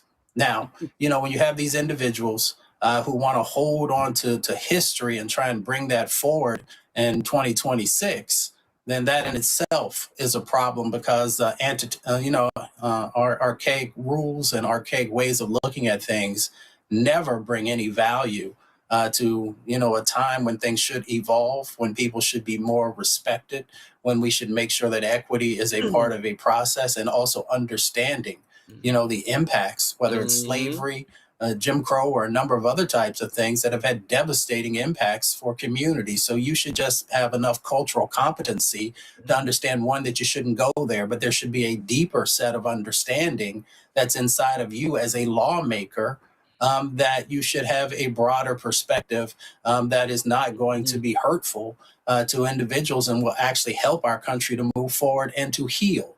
And if you don't do that, then you get what you saw. Absolutely. Hey, folks, by the way, you may have heard this news. A Trump racist has pulled his name out of a nomination because even Republicans are like, yeah, you're a little too racist for us. Now, y'all got to understand, if you a little too racist for today's Republican Party, then your ass is a racist. Jeremy Carl, of course, with the Claremont Institute, he actually was nominated. Guys, okay, y'all gonna make me cuss live, but I'm trying not to. All right, Jeremy Carl. My man said y'all gonna make me cuss. He wrote a book dealing with white culture, and he was nominated for a position in the State Department. And so, y'all, he made his comments about white identity, and he said that, look, I mean, the reality is, white people, we got a role to play, and we're losing our identity in this country. And so civil rights groups, labor groups opposed him as well. And his book was called The Unprotected Class: How Anti-White Racism is Tearing America Apart. He said that white people face persistent discrimination and that their identity was being erased from American history. So he posted this statement on social media. Unfortunately, for senior positions such as this one, support of the President and Secretary of State is very important, but not sufficient. What that means is the Senate has to confirm or deny. We also needed the unanimous support of every GOP senator on the Committee on Foreign Relations, given the unanimous opposition of Senate Democrats to my candidacy. And unfortunately, at this time, this unanimous support was not forthcoming because even Republicans were like, dog, you're a little too racist. You're too racist. But this is what we're dealing with. Mustafa, this is what we're facing. Donald Trump leads people who believe in white supremacy, white nationalism. This guy claimed, I'm not a white nationalist. I'm not a white nationalist. But he also got ripped because he was on a podcast where he agreed with the host who assailed Jews for, quote, claiming special victim status after the Holocaust and saying that, quote, Hitler is always the convenient kind of bad example. 'Cause he is. I mean, come on now. I mean, Hitler was evil. There's no way around it. And here's the thing also, this administration often hires people based upon, who they are, what they stand for, and what their claim to fame is. This individual's claim to fame was actually writing a book about hate, writing a book about the erasure that isn't happening of white folks, right? The other part of it is that, if folks had been doing the right thing in this country, had actually been, showing love and compassion and pulling people together and honoring individuals and lifting them up, then, folks wouldn't see you who you truly are. I mean, history is history. If you have, caused genocide for indigenous people, if you have enslaved Africans and brought them here so you could have free labor, so your country could have a bigger economic GDP, if you had not done the things that you did to Japanese folks. I mean, I can go down the laundry list of the things that are historical fact. And the reason why people look at you the way that you do is because of who you are. And who you have been. So if you want to change, now's your opportunity to actually put forward policies that help the country to heal, but that has not been a part of this administration. This administration loves individuals who like chaos, who like hate, who want to make sure they can hold all the power. And of course, the power is tied to resources, and that's just the reality. So if you want something different, then you have to change. And they're just not interested in it because, right now they hold this small amount of power for this short amount of time. Let me say that again, If for you the want short something amount of different, you time, definitely got to if change. people actually get out and vote, and we can change the dynamics. So we can have a country, that honors everyone, but you've got to do the work. And people just don't want to do the work. They always want to take shortcuts. They want to do the easy thing. And hate is easy, but hate also has a huge cost, both in the moment and as you move forward. Larry? So this guy was a race. If you had a racist favorite racist, I watched some of that confirmation hearings, so other people didn't, and I was really astounded that he really didn't back away from all the points he made. He just couldn't properly articulate it because he was being called out. But as Mustafa said, this is another example of what you see from the administration of people who are overtly racist. That even in prior Republican administrations, you would have never saw anyone like this being sent before the Senate for a confirmation hearing. The fact that he even got this far, remember, people, he got vetted by the administration and still went through the confirmation process. So I'm glad that some Republicans found him to be too racist. But the fact that he made it even this far is really telling about the ideology and beliefs of the current administration, which is consistent with everything we see in terms of the attack against Black folks, economic, education, various other issues. So this is, I guess, it's a win. But once again, like I said, he was an overt racist and he deserved to be kicked to the curb. And I'm glad he was embarrassed. Randy? I don't think they had a problem of him being too racist. I just refuse to believe that. I think that the problem is that he was so openly racist, whereas they like to show their racism through, restricting our voting and the policies they create. And so they're not going to come out and say it. And they know that the way that he spoke and would come out and say the things that he said, he would get them in trouble. But I don't think it's because they don't agree with a lot of what he says. I keep hearing these people talk about the white culture, and I still haven't figured out what that is, because they can't talk about white culture without talking about everybody else. It seems to be... You know what white culture is.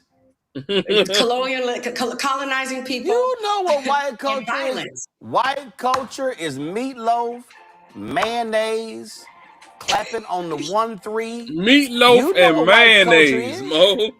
And they're worried about us taking that away. They want their mayonnaise. They're worried about us taking that away. Like, I think they have to be honest, is that they're worried about the rise and the richness of everybody else's culture. But I mean, it's just not that deep. If you cannot talk about white culture without talking about colonizing and who they hate.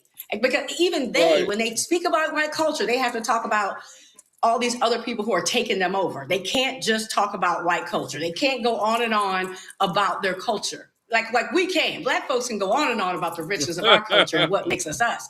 But the only thing they can talk about ultimately is down with everybody else. We need to suppress and oppress everybody else.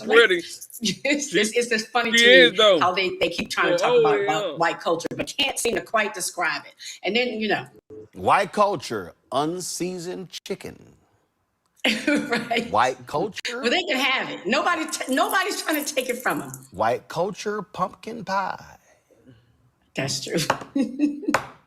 Casseroles. They like casseroles. White culture, lumberjack shirts in the summer. I mean, we... Oh, my God, we can still keep going on, but definitely that mayonnaise. All right, let me go to a break. Come back. Black Stud Network headlines and more to break down on the show. Back it on Rolling My Unfiltered on Black Stud Network. A Balanced Life with me, Dr. Jackie, a relationship.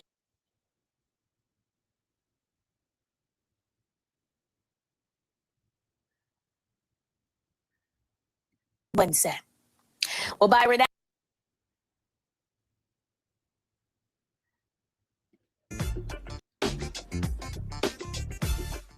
A decade of love, joy, and power. To belong. Liberal and conservative, right wing, left wing, because his life is broad enough to cover the full spectrum of what it means to be an American. We only ask people to come and be respectful in the context of the extraordinary life that he lived. Dad would have wanted us to have a great meeting to discuss our differences, to find ways of moving forward and moving together. And if his life becomes a turning point in our national political discourse, amen. Amen. Amen. Now, all MAGA, they were all running their mouths. Oh my God, look at that. This was just shameful. Like this MAGA, this black maggot, Reverend Jordan Wells, go to my iPad. He was the one sitting here. He's part of the Blexic and all of them fools. Again, boy, they kissed more Trump ass than Melania.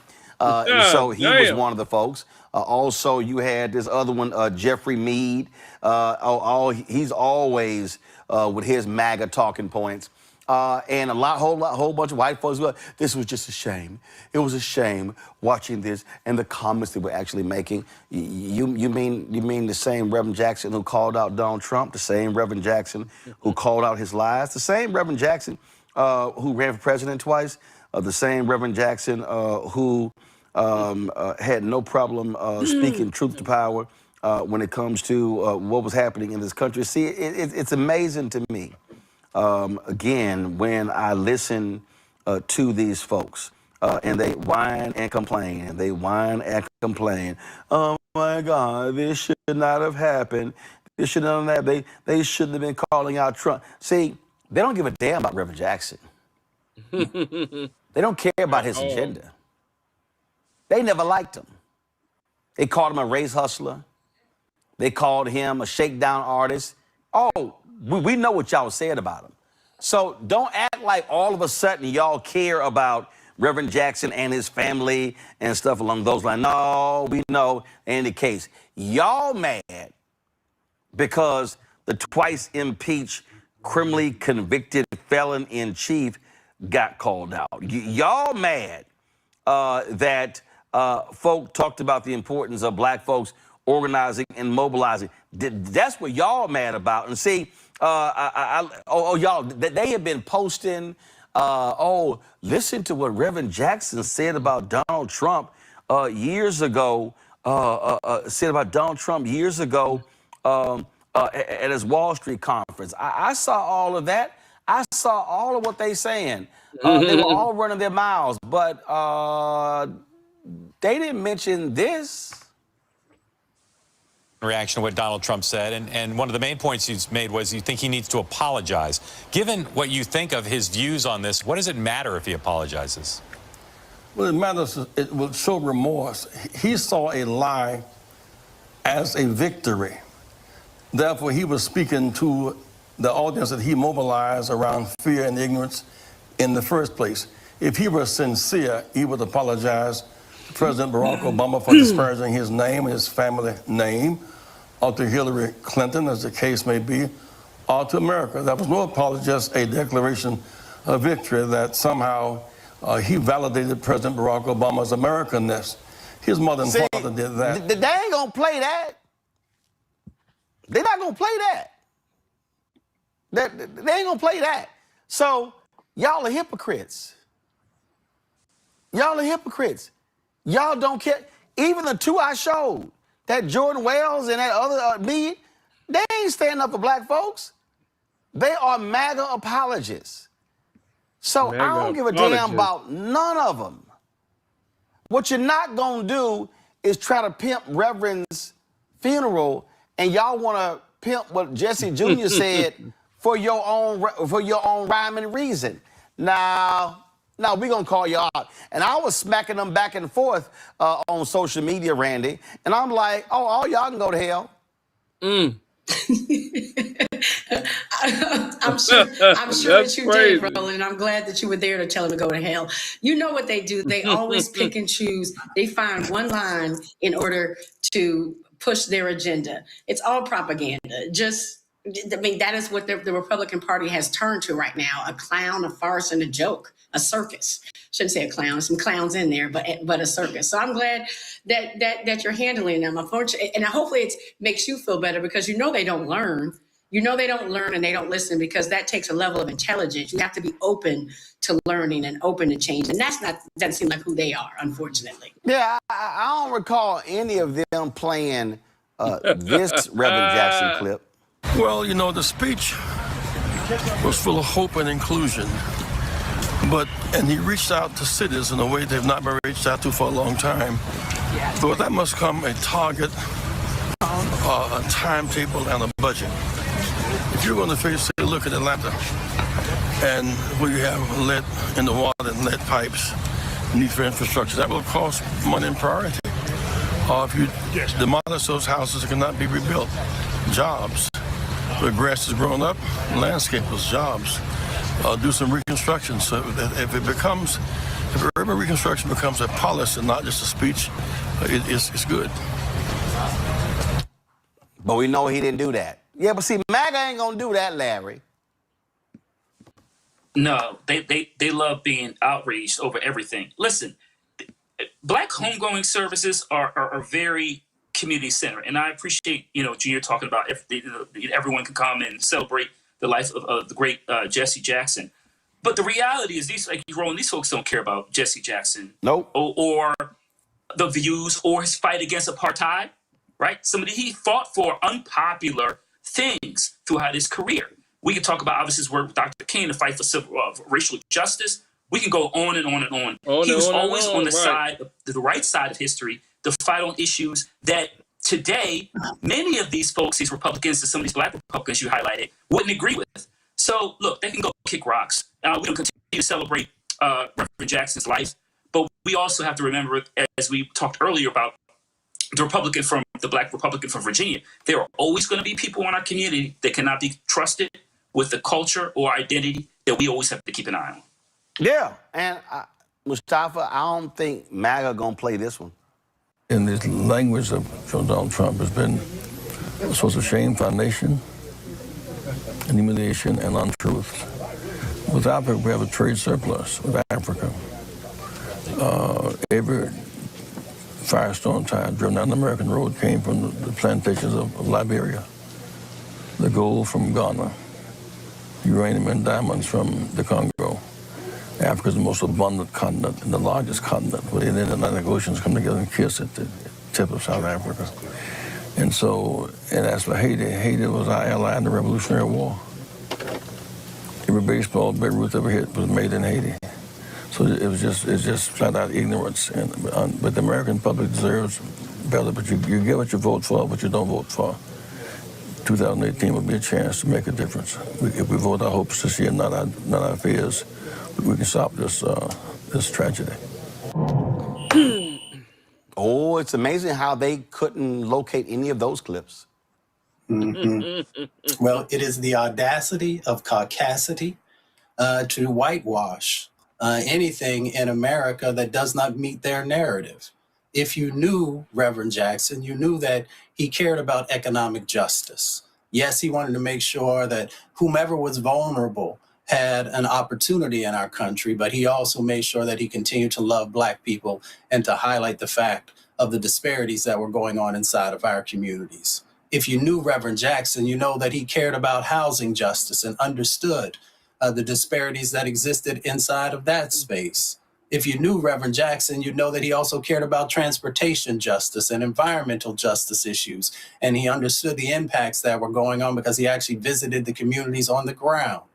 If you cared about Reverend Jackson, you would also understand that he made sure that his reach was large enough to go across the planet, as we just saw in that previous clip, to highlight the impacts that were happening in Africa and in Haiti and a number of other locations across our country. But if you only have the ability to see through a caucasity lens, then you'll never see the true Reverend Jackson. No, that's not going to happen because, see, they want you to believe the lie. They want you to keep advancing the lie. And here were a few more words that Reverend Jackson had to say about that twice impeached, criminally convicted commander-in-chief. President, and you and he had I'd say, a times contentious relationship. Let's talk about your history with the Clintons and how you've watched them over the years become the first family of the Democratic Party. No, I met him many years ago working in the Delta Block. I'm advance that because they were asking about the thug-in-chief. Let's see here. See if I can find that part of it. I think we got it right here. Go. That I know and that we all hear from think that Donald Trump is a stone-cold racist.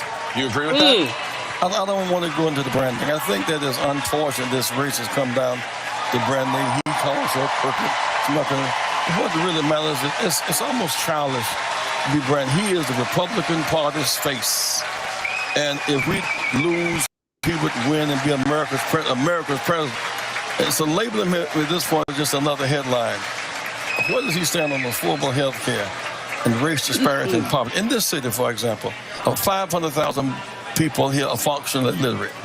400,000 have jail records. In this city, unemployment for whites is 3%, for blacks is 12%. In this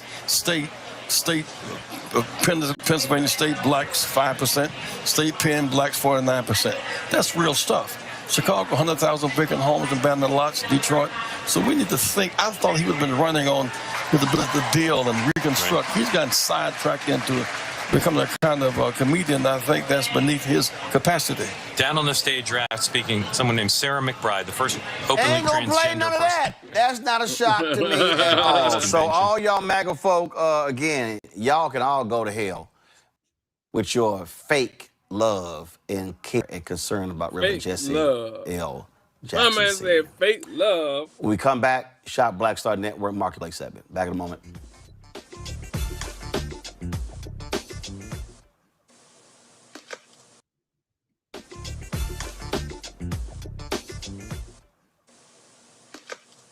On a next, A Balanced Life with the pets. Ava's, all right, we lost her signal, so let me know. We got Ava back. I'm sitting here going, yeah, so staff, y'all didn't eat stuff this week, huh? That's right. So let me know when we got Ava back. Yeah, that's right. Because Randy last week, they ate some of the food. It was 2 weeks ago they ate some of the food, and they got busted because they like, oh, you weren't supposed to be here, and your ass wasn't supposed to eat the stuff. So we've got, so Ava, are you there?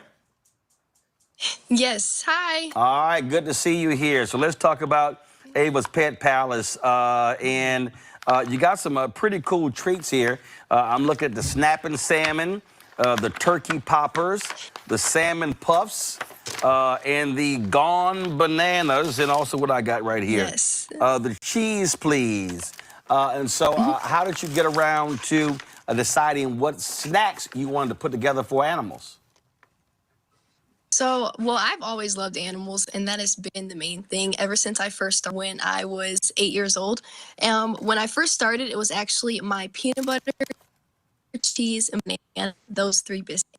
And I did well as much as when I was 8 years old, just figuring out what animals like to eat, they could eat for them. And those were my first 3 recipes that I ever started making. And folks, just so you know, the audio issues we're having because there's a storm that's coming through Chicago right now. So that's what's impacting her signal. And so you said peanut butter and bananas. That was the first one? And cheese. Peanut butter, banana, and cheese. Boy, that's a hell of a combination. Right. And so you begin. So how did you begin to grow the business? I mean, when you first had the snacks, were you making them yourself? And then how did you then start with a wider manufacturing, then distribution? Yeah, so I was making everything in our kitchen when I first started. That was in 2016 when I first got started. It was around 2020, 4 years later, when things began to really take off. Social media became a really big part of like how we began to grow. Our community are growing, and it was really at that point where I was like, wow, Able Pet Palace, like this is something that I can actually do. It wasn't just a hobby for me. Right. I wanted to do something that was me. And we began to grow and scale, getting into our first local retailers. So 3 different co-manufacturers. So Ava, what happened? Did your mom and your daddy say, listen, I'm tired of you messing up my damn kitchen. We gonna have, you got to get out of my kitchen with all this pet food stuff. And also, your pets, were they dogs or cats or something else? Both. So I grew up around a lot of animals. My first ever pet was a cat, and then we always had dogs growing up as well. So you got your own pet zoo over there? Yes, our dog now, her name is Lacey. She's our taste tester, all of the treats. If she doesn't like them, they don't make it into the lineup. Okay, all right. So if you give it to Lacey, how do you know Lacey don't like it? What's the reaction? That's a good question. Well, Lacey, she's very particular with the treats she likes, so sometimes she'll sniff the treat for a little bit and then she'll eat it. Then, like, that's still a pass. That's still an okay for her. But if she just completely turns her nose away, it's a no. But sometimes we've gotten lucky with a few where she'll eat them right away. So when Lacey turns her nose up, you go, yeah, okay, let's move on. She's very picky. That's why we can say we're picky pup approved as well. You're picky puppy approved. Got it. All right, questions from my panel. Let's see here. All right, let's see. Larry, you got any animals? Well, I had a dog. Unfortunately, he passed along a few months ago. So, Randy, I know you got some chirping dogs at your house. I have a grand dog, actually, who is actually coming to see me this weekend. So I'm hoping I can get some of these treats in time to try give them to my dog. Now, he's not picky. He'll eat anything, but I definitely want to support this amazing business. I'm so incredibly impressed. Randy, hold on, Randy. Mustafa, you got any animals? No, sir. You like, yeah, we good. All right. So let's see here. Randy, since you got a grand dog coming, go ahead and ask the first question. You say on your website, you talked about the industry being inclusive. Are you talking about the animals? Or are you talking about with people? Because I was just wondering, are you going to expand your treats past dogs and cats? You know, so many people own different animals now. Or what did you mean by inclusive? So yes, first of all, in the pet space. So I feel like there are not that many businesses within the pet space, and there definitely weren't started. So that has been something that we're really proud of, you know, being able to have and add inclusivity into the pet space and grow in that way, as well as our treats.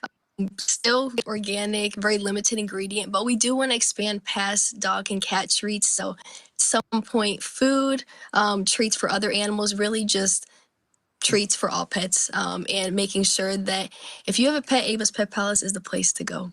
Larry? Fantastic. Yeah, so you've been doing this for quite some time now. What is one lesson you learned from being in the business?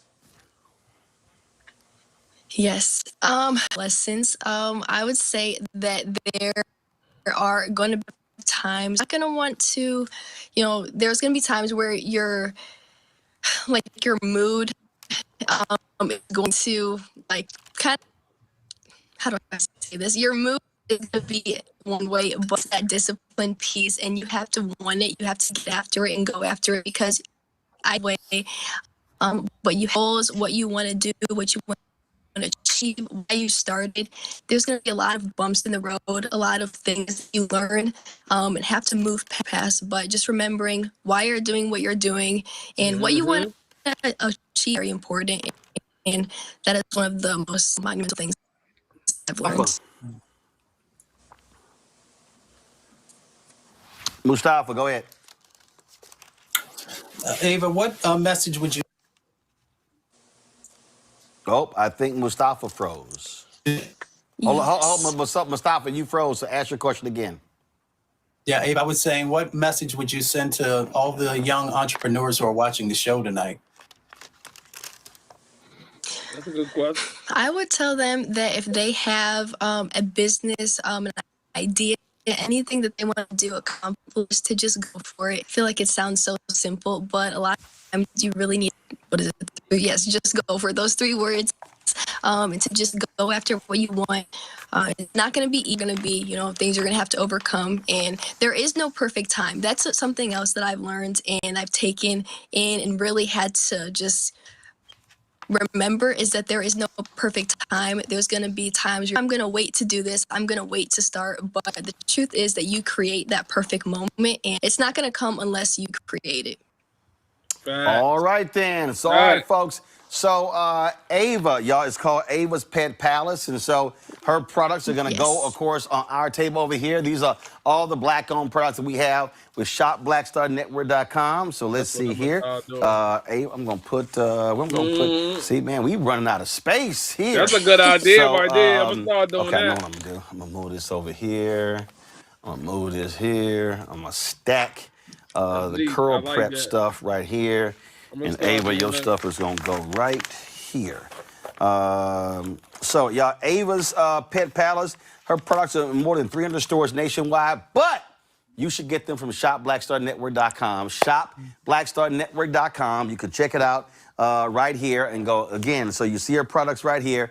Go to our marketplace, shopblackstarnetwork.com, to see Ava's products. You can buy them all right there. Ava, we appreciate it. Good luck. Thanks a lot.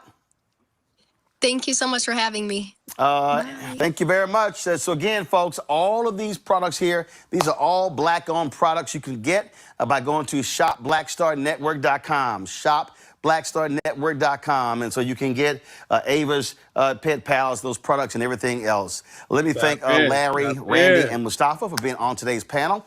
I certainly appreciate it. Thank you so very much. Folks, if you want to support the work that we do, join our Bring the Funk fan club. If you want to contribute via Cash App, use a Stripe QR code. You see it right here. That QR code is for credit cards as well. Checks and money order, make it payable to P.O. Box 57, make it payable to... Listen, man, support all Black. Support all Black, bro. Support all business. Not just Black, all business, man. You hear me? Y'all know Trump locking it down. So we got to support all business, man, not just Black. When you're the only member of Congress, you got your own segment on my show. Congresswoman Jasmine Crockett joins us right now, representing the 30th Congressional District in Texas. On Monday, she announced in Dallas that she was running for the United States Senate. A whole lot of folk have been talking. And first of all, let's be real clear. A whole lot of folk been lying, making up a lot of shit. So let's just go right there. But I got to start with this one here, because this is where I don't really understand. Hold on. I don't really understand these crazy people. Let me pull this up. So the Republicans, so the site Notice dropped this story like, oh, the Republicans led an AstroTurf campaign to trick Jasmine Crockett to running for the race. And so they had people calling her office to make it sound like people wanted her to run. And they were releasing all of these fake polls to hype her up. So Ryan Graham, okay, a reporter, I gotta watch it from right here. This. The NRSC robocall high propensity Dems urged them to call Jasmine Crockett's office, urging her to run for Senate, then connected the caller to the office. The GOP also ran and pushed around polls suggesting she'd win. Crockett then believed the AstroTurf hype and launched her bid. Congresswoman, how will you respond to this?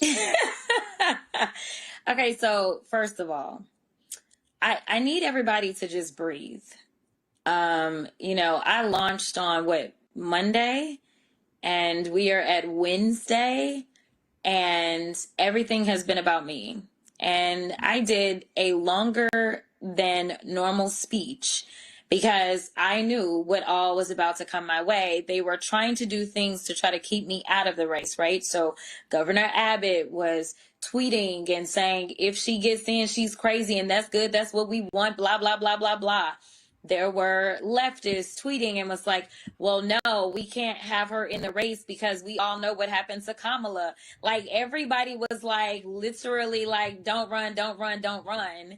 And then you're like, oh, it's because people called her phone that she decided to run, when I laid out very clearly for people that not only would I not just rely on third-party polls, but that I would actually get my own polling. And I looked at the trend. Now, unless they are paying my pollster, and if they are, I need to know about it.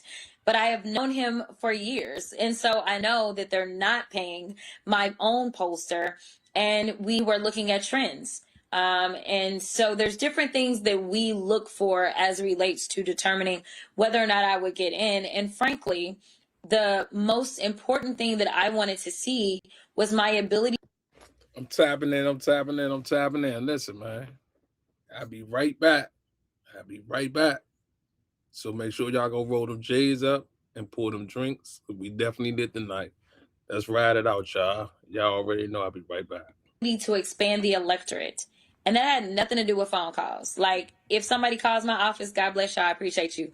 But I didn't get those calls at all. And that was never anything that I even tried to say was a part of my calculus. And if it's true that the Republicans want to see me in November, it would have made sense to release this information after I cleared the primary, not the day after I enter the primary, if it's me that you really want to see in November.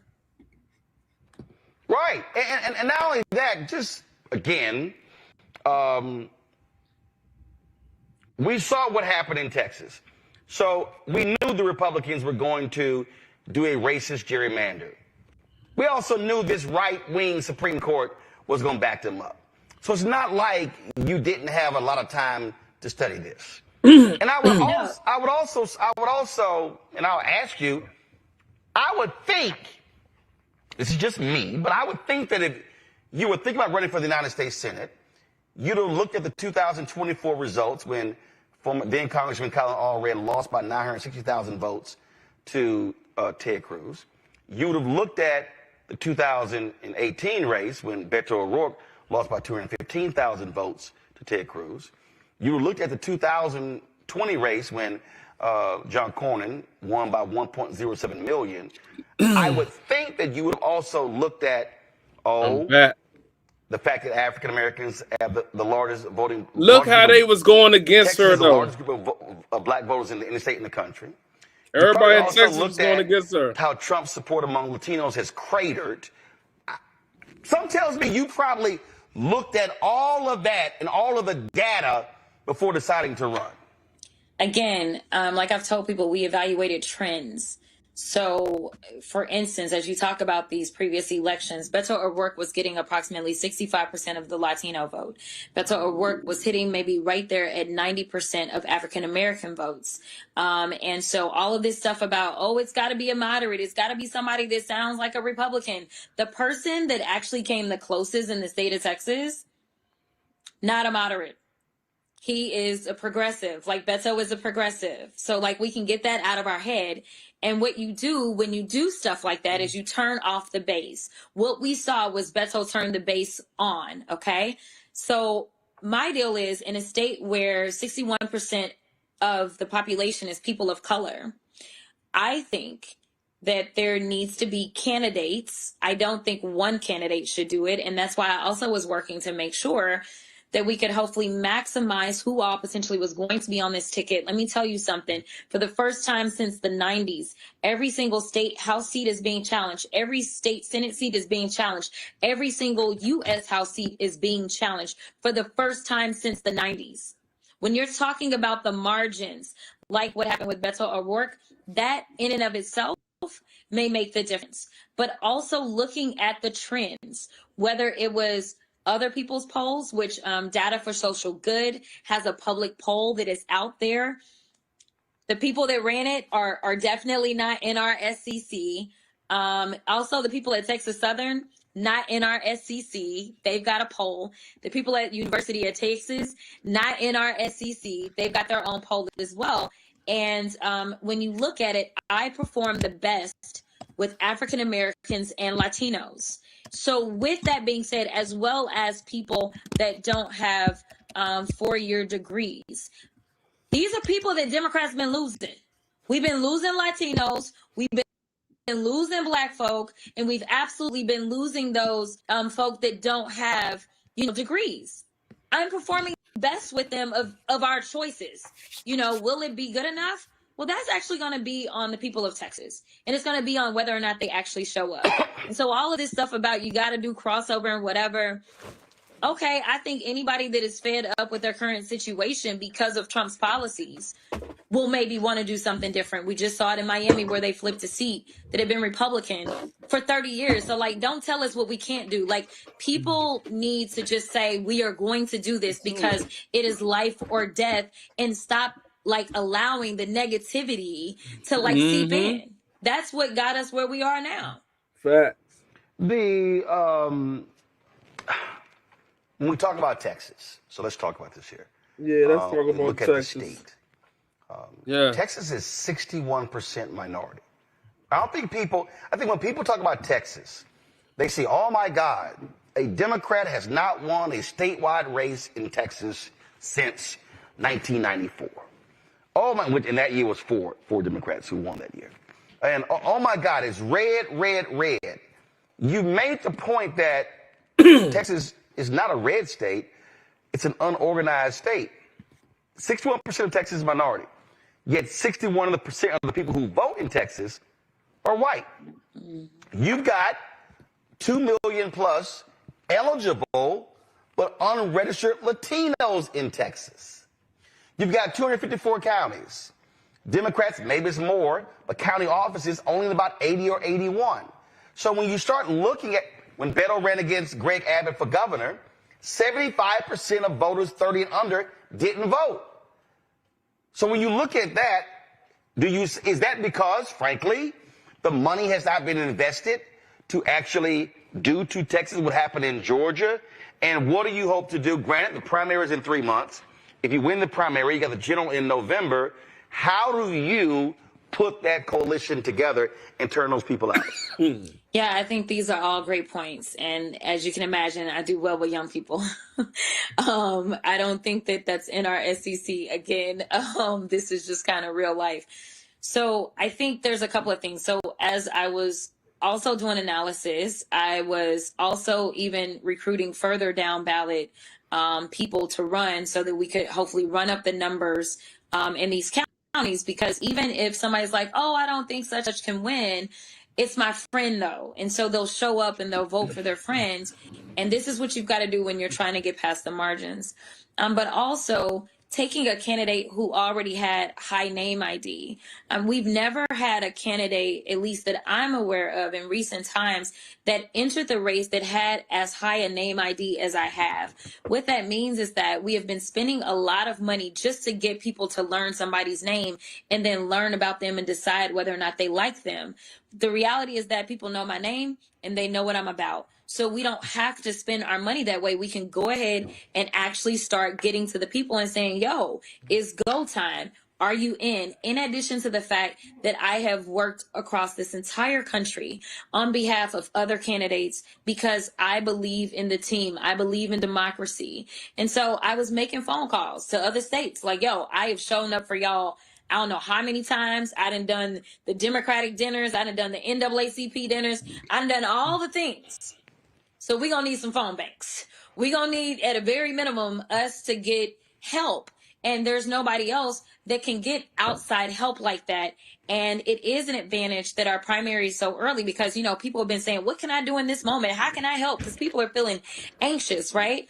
Well, now we've got the major special elections that are over, and the next primaries are going to be Texas and Arkansas that first Tuesday in March. And so here it is. We've got vote by mail applications that can be requested right there on January 1.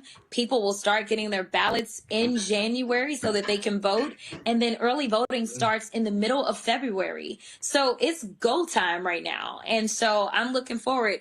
If you are interested in joining the team, go to jasmineforus.com, sign up to be a volunteer, because I do believe in the power of the people and taking all of this harnessed energy and using it to make sure that people understand it's bigger than Texas. This is about our democracy. This is about this rogue Supreme Court in which the Senate is the only body that actually has oversight over the Supreme Court. And so I think we've got to change the map. And I don't think that we can just settle for, well, we may get control of the House and we may be able to highlight what all is going wrong, or we may be able to file bills and those bills then don't make it out the Senate because we still don't have the votes. We got to change the map. And so that's what I'm trying to do.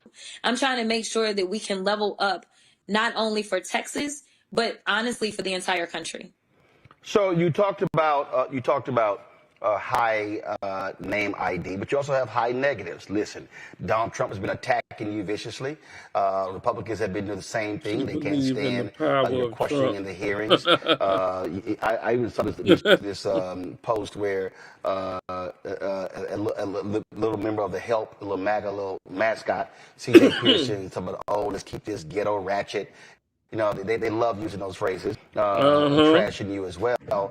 So you know, high That's negatives. crazy they do, though. You got some people say, oh, no, we've got to have a candidate who's going to appeal to Republican voters. So going in, having high name ID, but having high negatives, how then do you counter that? Is your focus saying, listen, at the end of the day, I got to get the low-hanging fruit, the low-propensity voters, the folks who, frankly, are not turning out, who've been sitting elections out? That is my goal. I think that I've uniquely been able to connect with people that haven't paid attention to politics. People that have frankly given up because they don't feel like people are care about what it is that they're going through. So that absolutely is our goal. I must also say that with high name ID, no matter who you are, is going to come high negative. Like, cause like people either like you or they don't. Like it's not, everybody not gonna like everybody, right? But when you do my favorabilities, they actually are higher than the two leading Republican candidates. And they've been elected statewide in the state of Texas, one of them for close to 30 years and one of them close to 20 years. So, I mean, what does that mean, right? Like people are like, I don't like this motherfucker, but this is the person that's on my ticket, right? So, I don't think that that is an end all be all. That is for sure. I think that at the end of the day, what we're seeing is that the environment is not a good landscape for the Republicans. And right now, people want somebody that's going to fight for them. And so whether it's that farmer or rancher that I've had an opportunity to meet, or even do some things on the farm because I've done those things because I served on the ag committee, or whether it's that person that is pregnant and is about to deliver a child and now doesn't have the Medicaid that she needs. As we know, somewhere around 40% of new births in this country are Medicaid births. I mean, or it's that person that lost their job or can't afford to send their child to school because of where the Department of Education is. I mean, everything is breaking around us. Or it's that person that has been working multiple jobs because we have failed to raise the minimum wage while we continue to go out and help those corporate billionaires just put more and more money in their pockets to the extent that Elon Musk is about to become a trillionaire. I mean, at some point in time, people get fed up. And I think that's what we're seeing. And I think that they want somebody that they feel like is not lip service and isn't just somebody here to be a puppet, but somebody that may say the off the cuff things, which we had to test for that as well, just so they know. You know what? The authenticity, regardless of how raw it is, seemed to do me just fine. Well, and then when you talk about obviously when you know what's happening in the state. I mean, look what happened last night in Florida. I mean, Republicans have controlled the mayor's office in Miami. A Democrat won last night, first time in 30 years. And so we see what is going on all across the country. Real quick. Oh, and Roland, she didn't just win. Oh no, she beat that ass. Matter of fact, last night I was in a chat group and they were I had posted it and somebody said, they said she won. I said no. This is, hold on one second, let me go ahead and show it for the folk here. I think she got maybe 59. She got 60.8 points. She trounced him. So this was a runoff. It wasn't even close. Y'all, this is what the numbers look like right here. Eileen Higgins got 60.8%, Emilio Gonzalez 39.2%. Questions from the panel very quick. Rebecca, go. Congresswoman, a little civics 101. There are a lot of people who don't understand how important primaries could be. So can you talk about how a primary could be important for a candidate to test their organization strength and prepare them for the general election? Oh, yeah. So one of the things that I told people, even though I'm sitting here, because there's no way that I could not be on an interview with my constituents, as I'm also in DC because I had to return to DC for work. I told my team, I was like, it's go time. Like, it's GOTV time. We already there. We are already there. This election, I think, is 83 days away at this point. So, we got a lot of work to do. And it's a big state. But we are starting the general election. And so it is important. So that's the phase that we're in. I'm not going to go into all the details about what it is that we're doing and how late I'm staying up at night and all the things that I'm doing late at night, because I am burning both ends of the candle. But I will tell you that it will demonstrate how excited our base is. And one of the questions that I asked one of my classmates who's from Florida about the election yesterday, I said, man, I was like, that's what I need. I needed that rolling into the primary. I'm like, yes, I need the people like, we got this. Like, I need them to feel it. And ultimately, she got that energy. That there was like this very low voter turnout for the Republicans. And I think that that's another place that we actually may excel. So if we can run up the numbers on our side, and if Republicans either just decide to vote for something better, or if they just decide, never mind, I'm not going to vote because I just can't bring myself to vote for either side. Either way, that works out for us. And we've got to start, especially when there's 19 million registered people. We're talking about a race that will be over in 11 months. So that's a lot of people a month, right? Like, that's close to 200,000 people a month that you really need to be trying to meet. Yeah. Joe. Congresswoman, honored to be able to be on with you and say directly to you, you are a real one. It's great to be on with somebody that Donald Trump is scared of. Here's my question. Are there any campaigns out here over the last several years that you might draw influence from? I know your goal is to expand the base, maybe on some level, build on the things that Beto did right, et cetera. Are there any ones that you've seen nationwide that say, I think I might take a little bit of this. I think I might take a little bit of this? Because those are the types of things that we're doing. I mean, I know nothing as big as Texas, and it's different. But are you drawing influence from any campaigns you've seen? Yeah. So great question. So these conversations have been so deep and layered, including conversations with Stacey Abrams. I mean, I don't know how you can consider even running for the Senate in Texas and not think about Stacey Abrams and think about John Ossoff and think about Reverend Warnock and think about kind of what that looked like. And so I will say that she is an invaluable source and resource as it relates to kind of being able to think about this a little differently. Now, Georgia has about 1/3 the population that we have. And when we start to talk about land mass, there is no comparison. But I do think that that is a good launching point. And a lot of things can translate over very well as Beto O'Rourke. Beto is a friend. I've been on the trail for Beto before. And so I think it's going to be integral, because I think if there's any organization that's actually really been done in the state of Texas, it's actually been Beto's camp. We have a new party chair, but he literally just got there. So, this is going to be like all hands on deck trying to pull it together. And I also am going to be speaking a lot to Jamie Harrison. And Jamie Harrison is a unique person to talk to, because besides being DNC chair, Jamie Harrison Former was DNC chair candidate. Huh? Former chair. Yeah, former chair. But yeah, besides being a former DNC chair, he was a candidate for U.S. Senate. And so he hit some pretty historic numbers on his fundraising. And when you're looking at trying to fundraise in the state of Texas, it is approximately $100 million raise. So anyone who's been able to kind of be in this position where people really aren't believing, or maybe not believing enough, but still is able to kind of fundraise and meet the moment, I think it's important that I talk to him. And then obviously I've had a number of conversations with Colin Allred, but he is the person that ran this race most recently. And so talking to him, number one, he also was able to hit that $100 million mark. So again, if you've not donated, please go to jasmineforus.com. But he's been able to hit that $100 million mark. And so, kind of listening to him about what it is that he thinks he did right, what it is that he thinks may have been some of his challenges. But no, we're not leaving it just to kind of our own. We are having lots of conversations. And I must say, I am really excited about this particular race in this moment, because some of the best political minds coming from all spaces are like, whatever you need, we got you.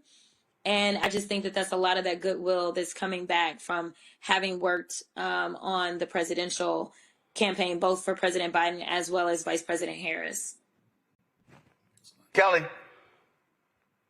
Sure. First and foremost, I absolutely agree with Crockett. And I've been following your career for a while. I've been in the same rooms as you, panels and things, but I digress. I just wanted to say it's an honor to be in your presence once again. I just wanted to point out that people are forgetting that you are a public defender and you understand the law, you understand the stakes, and you understand exactly who has been harmed by this administration and beyond. But I also want to point out that, or at least can you talk about how your campaign isn't just anti-Trump, how it is bigger than this administration, and how it is really recalibrating what needs to happen in this country for us to progress and move forward. Because personally, my concern about any campaign that the Dems are going to be running this term are the purist Democrats, so to speak, somewhat single issue voters on those topics that don't need to be named on this show, but I'm sure you know what they are, that have impeded progress in this party simply because of disagreements and splitting hairs and frankly ignoring nuance for the sake of being a purist in your ideology. Can you expound upon that? Yeah, so there's a couple of things about that. Number one, I think that it is important to have unity. One of the considerations that I thought about, because people were starting because they were scared, because the poll numbers for this primary are quite stunning. So people were really scared about me entering this race. And so they really started with some very negative, and they started some disinformation and just flat out just started lying, to be perfectly honest. I fully anticipated that I would be attacked from the left and the right. And at the end of the day, I just want to serve. I want people to know, in case you don't know, there is no additional pay. I could have went back to the house, got the exact same check, and had 766,000 constituents versus 30 million. And my deal is, if these weren't issues in all this time, then you should probably be thinking twice. If you're seeing a clip of something, you probably should go out and maybe do a little research and maybe see if you can find the entirety of the clip, because maybe it's something they don't want you to see. If you have questions about my record, I've always been willing to answer for my record. I don't anticipate that everyone will ever agree with everything that I vote for or against. And at the end of the day, I remember being on the campaign trail for Harris, and I would go into Black church and I would ask people to raise their hands if they were married. And then I'd ask them if they love their spouses. The answers would get a little funny. But I then would ask them, do you agree with your spouse on everything? And everybody would be like, no. And I'd be like, okay, so here's the reality. I'm giving you permission to disagree. In fact, that is part of what makes the fabric of this country. I'm giving you permission that we can disagree. But the idea that you are seeking perfection or your perfect candidate, I will tell you that we will continue to lose elections as Democrats if you are seeking perfection, because there is no perfection.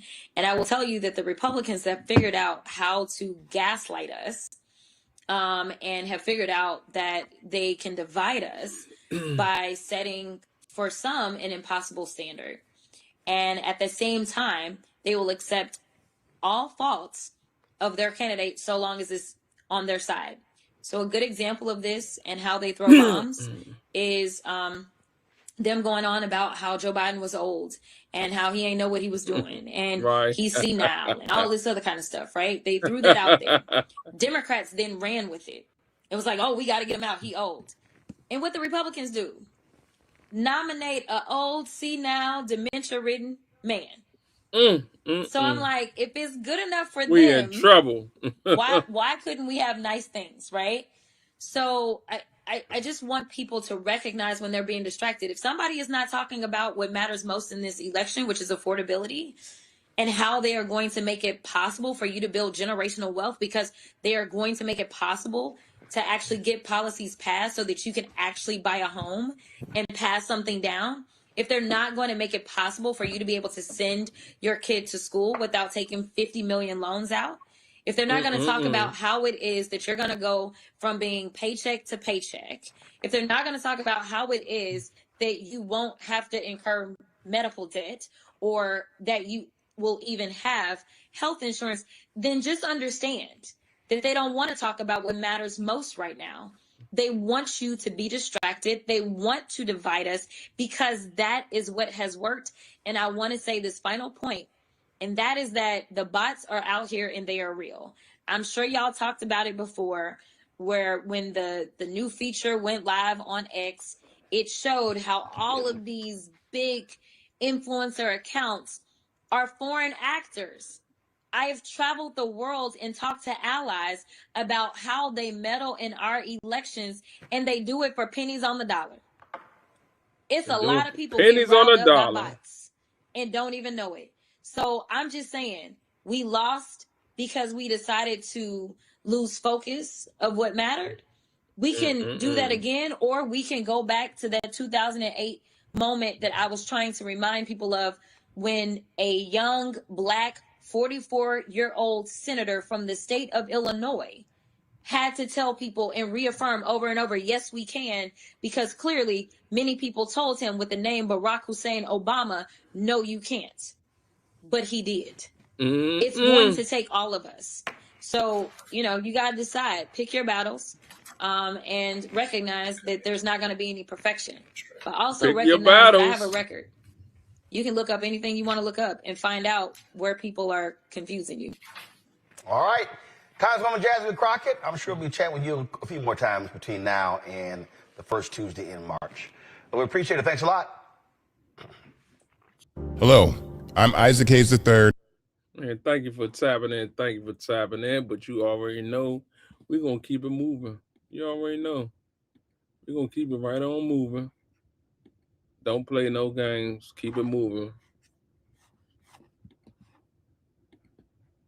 From the National Press Club in Washington, D.C., 3 the national leaders of the Target boycott, which has survived more than 400 days since launching February 1st, 2025, made this announcement today. Now, Pastor Jamal Bryant led the Target Fast. That was at targetfast.org. That was the faith-based component. You might remember it started on March 5th.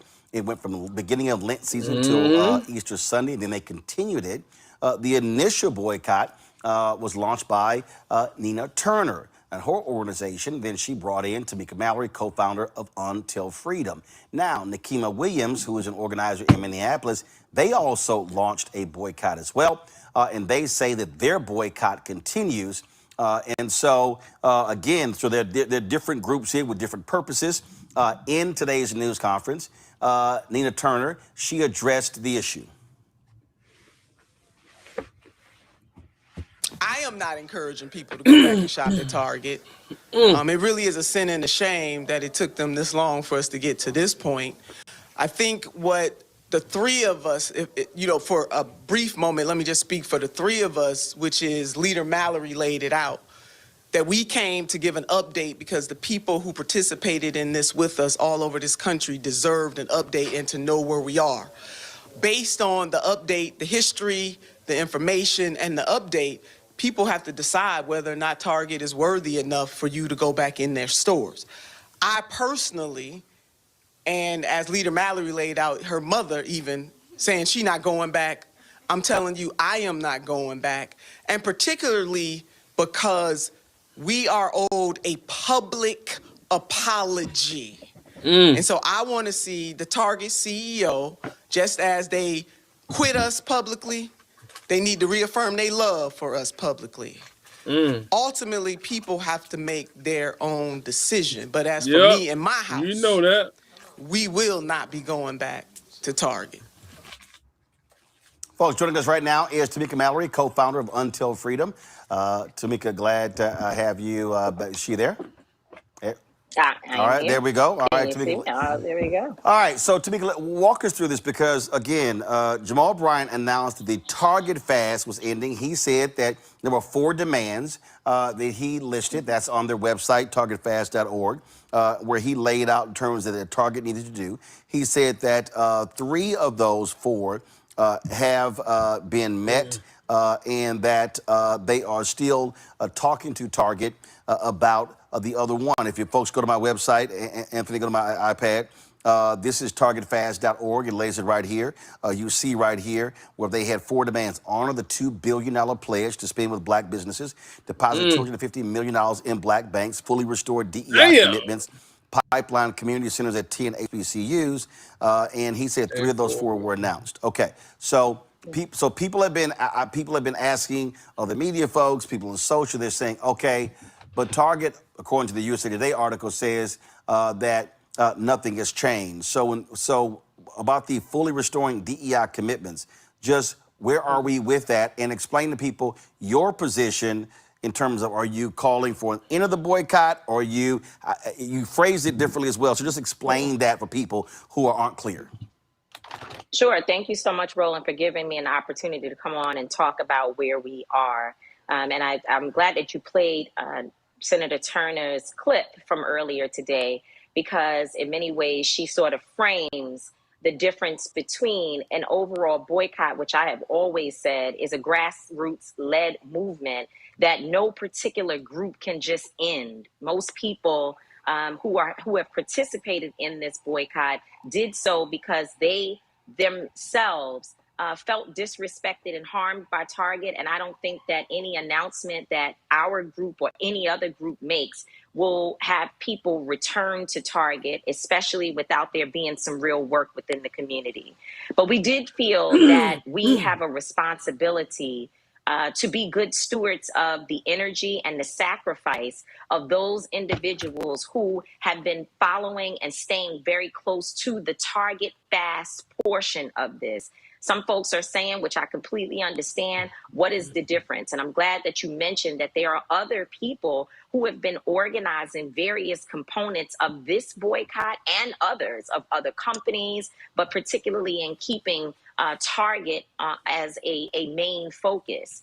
And so what happened was that in January, the end of January of 2025, Senator Nina Turner called myself and Pastor Bryant, Dr. Bryant, and asked us to join her in her efforts to start a boycott against Target. She had already announced it. And I'm sorry, Tamika, you said June, you meant January. January, I'm sorry. Yeah, so Target's memo got leaked or whatever on January 24th.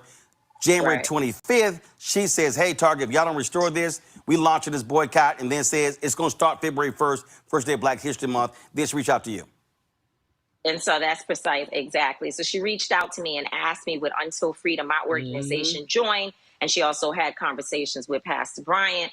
And we decided that together we would work on this boycott. The idea of a Target fast being a major campaign of the boycott, because of course we could go out and say we're calling for a boycott, but unless, as you have told us and reminded us many times, there are actual activities and ways that people can participate and continue to receive information, folks don't always know, not always updated, and people may begin to wane and sort of return and retreat.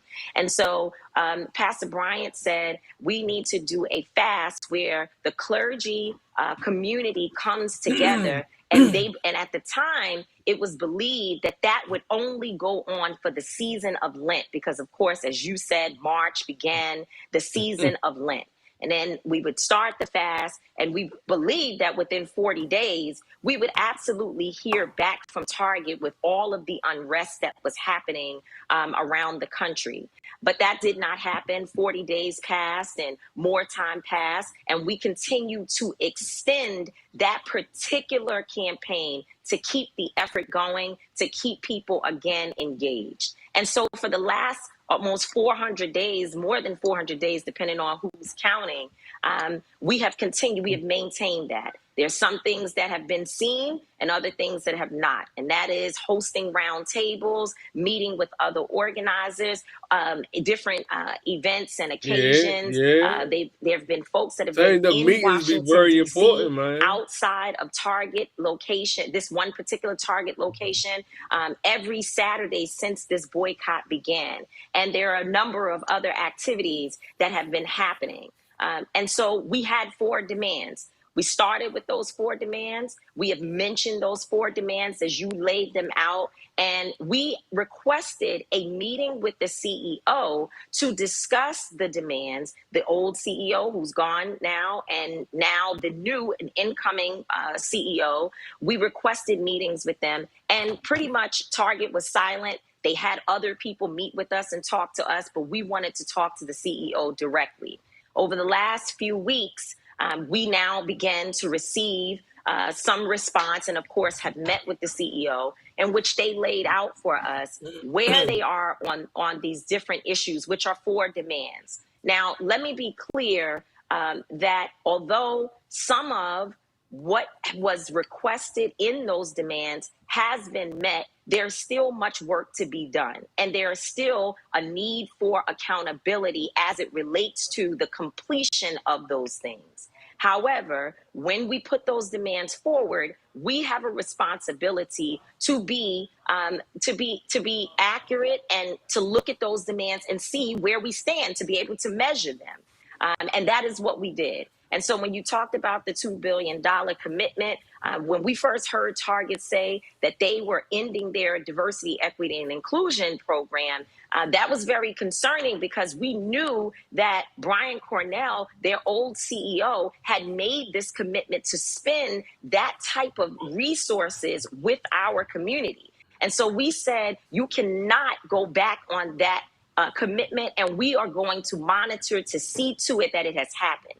And at this point, we know that there has been $2 billion plus $100 million in additional grants, and they are probably around 97% there with their investment in communities. I don't want to belabor by going through every single point in detail, but what I will say is that on the diversity, equity, and inclusion piece, while they have announced the program, for the background noise, while they have announced their program Belonging, we have asked them multiple times to speak to the community and allow people to know that they took their diversity and their inclusion programs and put it under Belonging. We asked them to be clear, to clarify such, and other than them speaking to us and other groups individually about it, they have not done so, in my judgment, in a very concise way.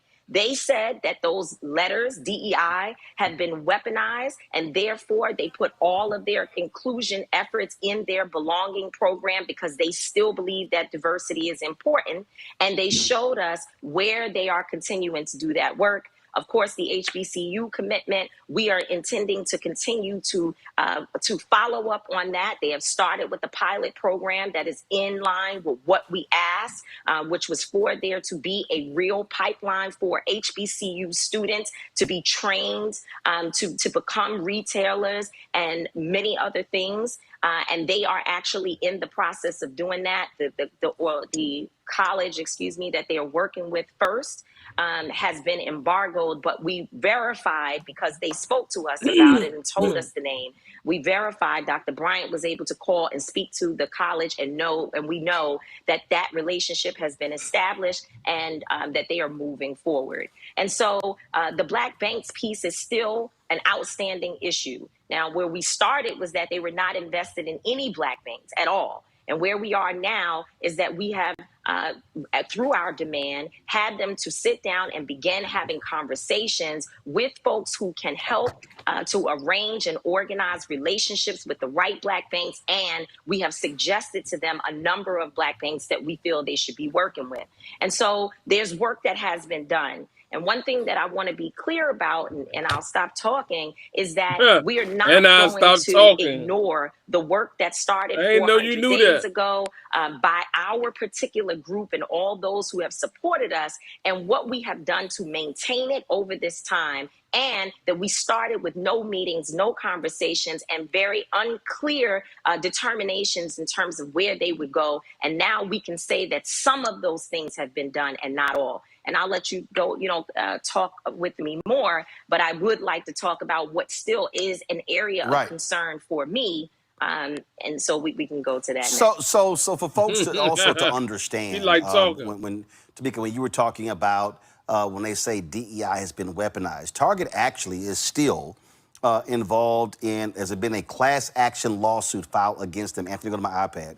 A class action lawsuit filed against them by shareholders who say that Target should have told shareholders the risk of DEI. They also were being sued because they had, of course, an LGBTQ display. This right-wing group sued them because of that as well. That's a part of that lawsuit. Come on, go to my iPad, please. Okay, this is the story right here. Target sued by Florida for defrauding shareholders about DEI. So when one of the demands was to restore the DEI commitments, so what you're saying is that Target said that their DEI initiative, which was not just a one person being hired, but the entire program, that has now been placed under belonging.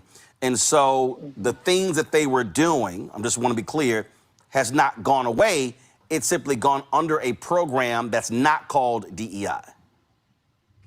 This is what they have said, and based upon what we saw in terms of how they laid out the programs that they are continuing, the work that they're going to continue to do, if they continue in the ways in which they have said, which we, again, will be monitoring, I'm sure you will and others will, then they are continuing most of their diversity, equity, and inclusion initiatives. However, I stated, and all of us who have been meeting with them have said that we do not believe they should have changed the words. We understand, or it's to change the initiative, and again, yes, the words. We talked to them and asked them, why is it that other companies who are also dealing with lawsuits, who are also dealing with the pressure from the Trump administration, they decided to stand 10 toes down on DEI specifically by name. And we let them know that we think that they cowered and it is not right, and that they should have stood 10 toes down on their original name and commitments. And so there was definitely contention around that. And as you know, in any negotiation, everything that we want them to say and do, they did not agree to, such as if they had it their way, I'm sure they would not want us to talk about some of the issues that are still areas of concern for us. But we're going to do that to be, to really give people a clear picture of what has taken place. It was very interesting. You got some folk online who are furious. They're upset. They're saying, this shouldn't happen. The boycott shouldn't end. And to me, here's what I'll say to that. There's a difference between a boycott and an economic withdrawal. Okay, what is An it? individual or a series of individuals can say, we're not shopping at the store. Okay. And in fact, today's announcement, you, Nina, as well as Jamal, no one said, hey, go back to Target. No one actually said that. But when we talk about a boycott has a plan of action in place. These are things that we want. I talk about this all the time, Martin Deppy's book on Operation Breadbasket. And they had 6 steps. Number 1 was information gathering. Number 2 was committee evaluation. Number 3 was negotiation and education. Number 4 was economic withdrawal. Number 5 was agreement covenant. Number 6 was monitoring. Boycott is actually the last piece of that. And I think what happens, Tamika, a lot of folk, obviously, who it is an emotion that people present. People yell boycott without understanding that you don't move in a boycott until you've done other things in order to go there. And that to me, and so when I'm seeing this reaction, I think people are not quite understanding when you have a boycott, there were demands. There were clear demands. We covered them extensively. We pushed it on social media. So did you. So did Nina. So did Jamal. So listen, what he's saying is a lot going on, basically, right? So we're going to skip to the next one real fast. This the one where the lady got dragged out the police car? Yeah.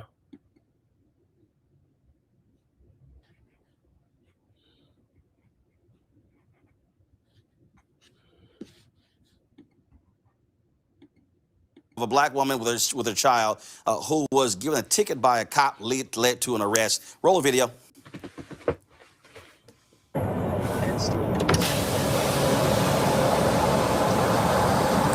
Okay, Tanisha, you'll be receiving a citation today for the speed. I just need to get a signature from you. This is not an admission of guilt. I'm not signing that. You're not going to sign it? No, I'm not. That's fine. I'll just put refuse. That's fine. I need to get the VIN number on the car real quick. I'll enter that. I'll print you your copy and send you on your way.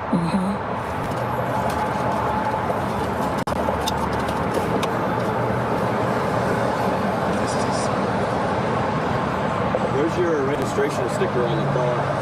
I just bought this car, so I'm waiting for it. Any more questions? I'm just asking. Okay, and I told you. Do you have your bill of sale with the car then? No, I don't. You should probably carry that with you if you're not going to display your registration sticker. Well, I wasn't told that, so you might need to get updated on the laws.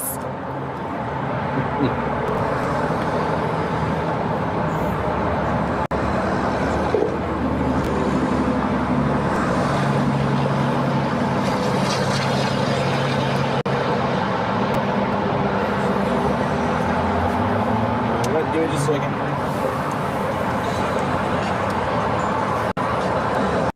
We're going to extract some data from handwritten documents and scanned PDFs, stuff like this, straight into Excel. All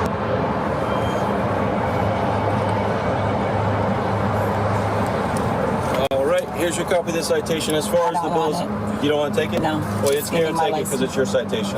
I don't want it. That's your citation. That's littering. Step out of the car. No, don't do that.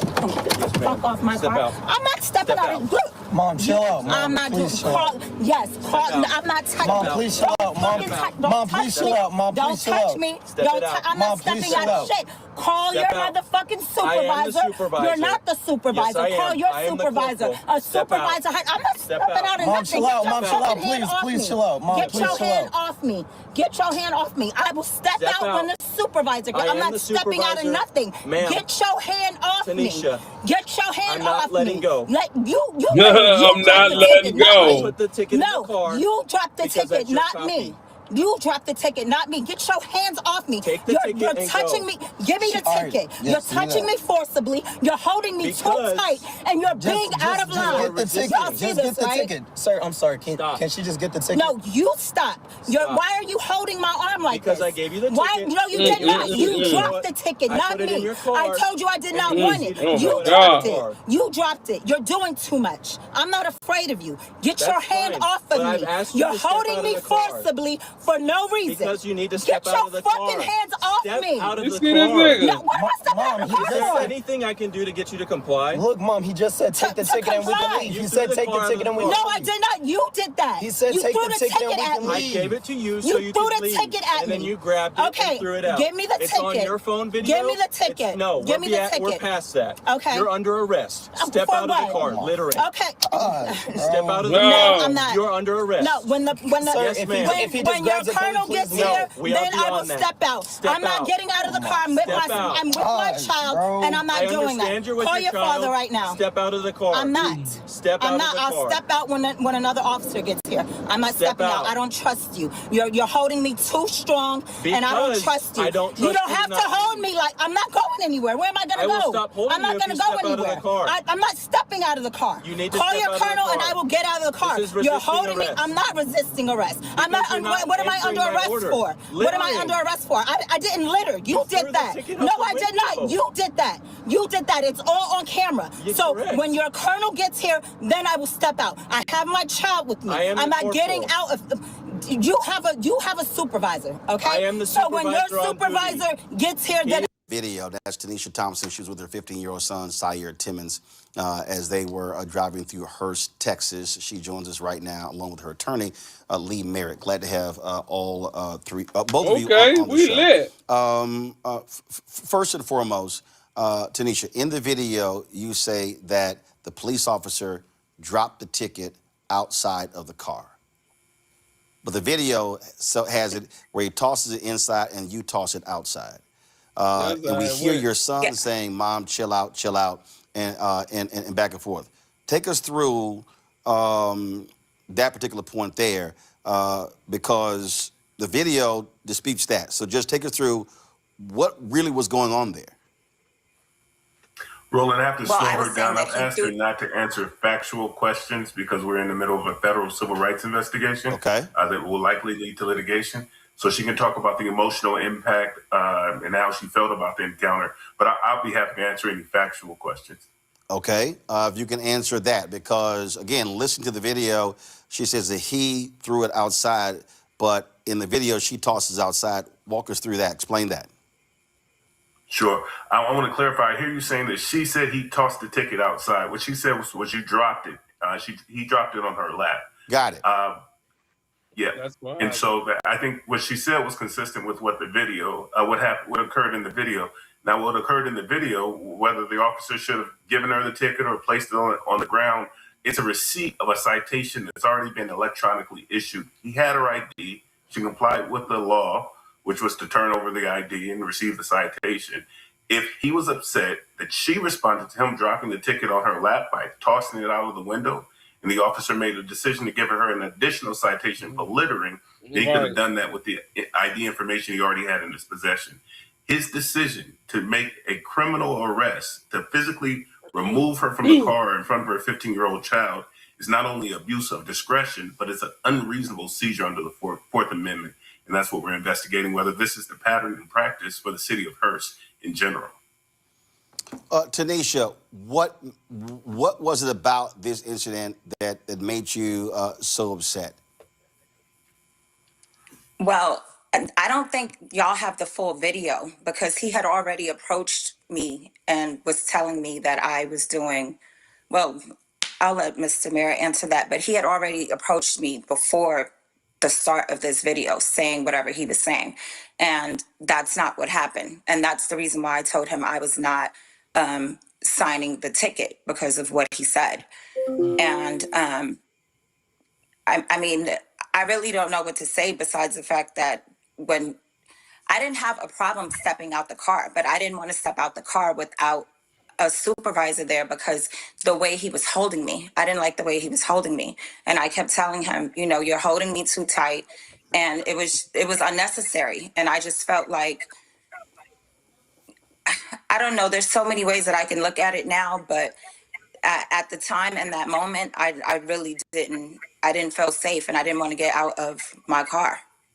We hear your son say, "Mom, chill out, chill out," and obviously he was concerned that this was going to escalate. Mm-hmm. And I think we all share her son's concerns, and the concern is that you're confronting, you're being confrontational with the deadliest police culture in the modern world. And her son has seen in the DFW area men, women, and children killed by law enforcement. Sometimes those people are agitated the way it appears Ms. Thompson was. Sometimes those people are completely compliant. The reason that you see a national backlash, the reason I honestly think Ms. Thompson, as a result of this encounter, did everything right. She said, I think the officer went beyond what was reasonable, and she filed an internal affairs complaint and allowed the department an opportunity to review its own actions. So it wasn't sort of up to her son to say, hey, Mom, you're going too far, or hey, help us survive this situation. Because often when people have encounters with law enforcement, they're not thinking in their most rational. It's an emergency event. And so what we expect, what we have been focusing for officers all across the DFW, particularly in Tarrant County, where this kind of encounter is common, and this racial dynamic is common, that officers should be trained in de-escalation, where they can avoid physical force and unnecessary arrest. They've been trained to do that, and this officer is not following the training.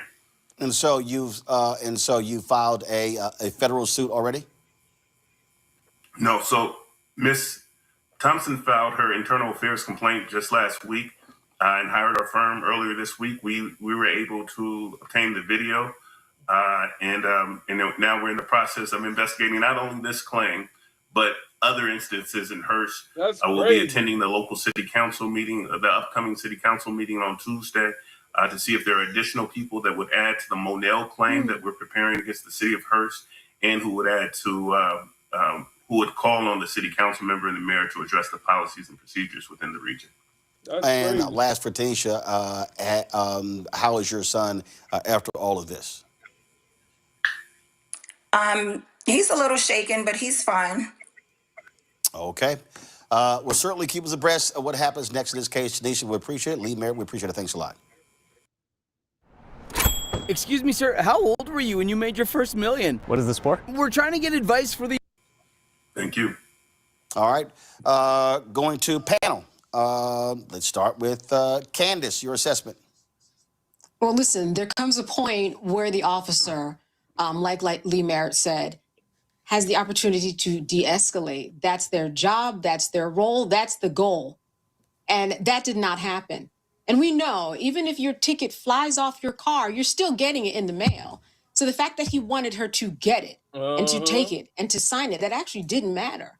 So by a lot of accounts, in terms of the history, in terms of what police are supposed to do, and the way that plane tickets are handled for speeding, this was ridiculous. This was over the top. She's got a very strong case. Granted, she got a little rah-rah, where a lot of people would say, why would you do that with your son in the car?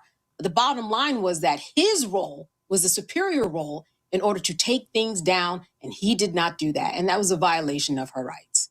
Michael? Yeah, I agree with Candace.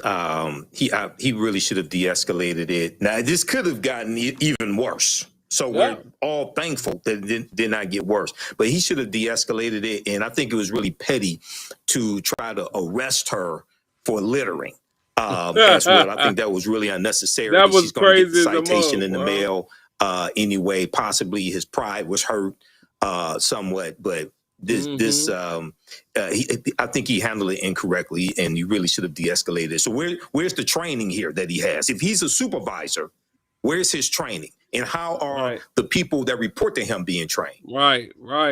Cody? Cody D?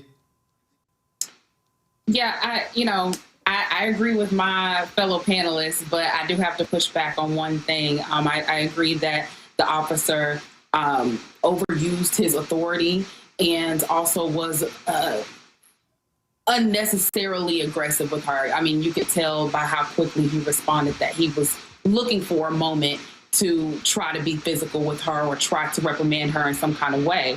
And I think that he responded in that way because of the way that she was acting. I'm not a fan of respectability politics, but I think that we, as Black people, we know, and we go out into this world knowing the dynamics of what it means to be Black every day and what it means in the context of dealing with law enforcement. And so a lot of times that means, okay, I'm not going to do anything extra to agitate the officer. I'm just going to say, yes, I'm going to give basic answers. I'm going to make sure that, you know, I do what's necessary to make sure that this situation does not escalate. And I'm not, by no means am I saying that this is her fault, but I do think that we have to remember who we're dealing with when we go out into this world, unfortunately, because we know the history of how law enforcement is with Black people. You might have seen this video on social media. I'm tapping in. Listen, man, thank y'all for chilling with me. But y'all know what it is, man. As Black people, we got it rough, but at the end of the day, we got to watch our attitude.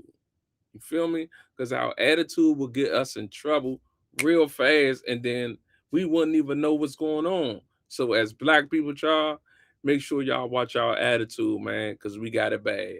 Listen, man, I'll be right back at 8 o'clock for the Sunday show. And y'all already know what it is. Make sure y'all subscribe, like, and drop a comment on this episode. And I'll see y'all at 8. Gone.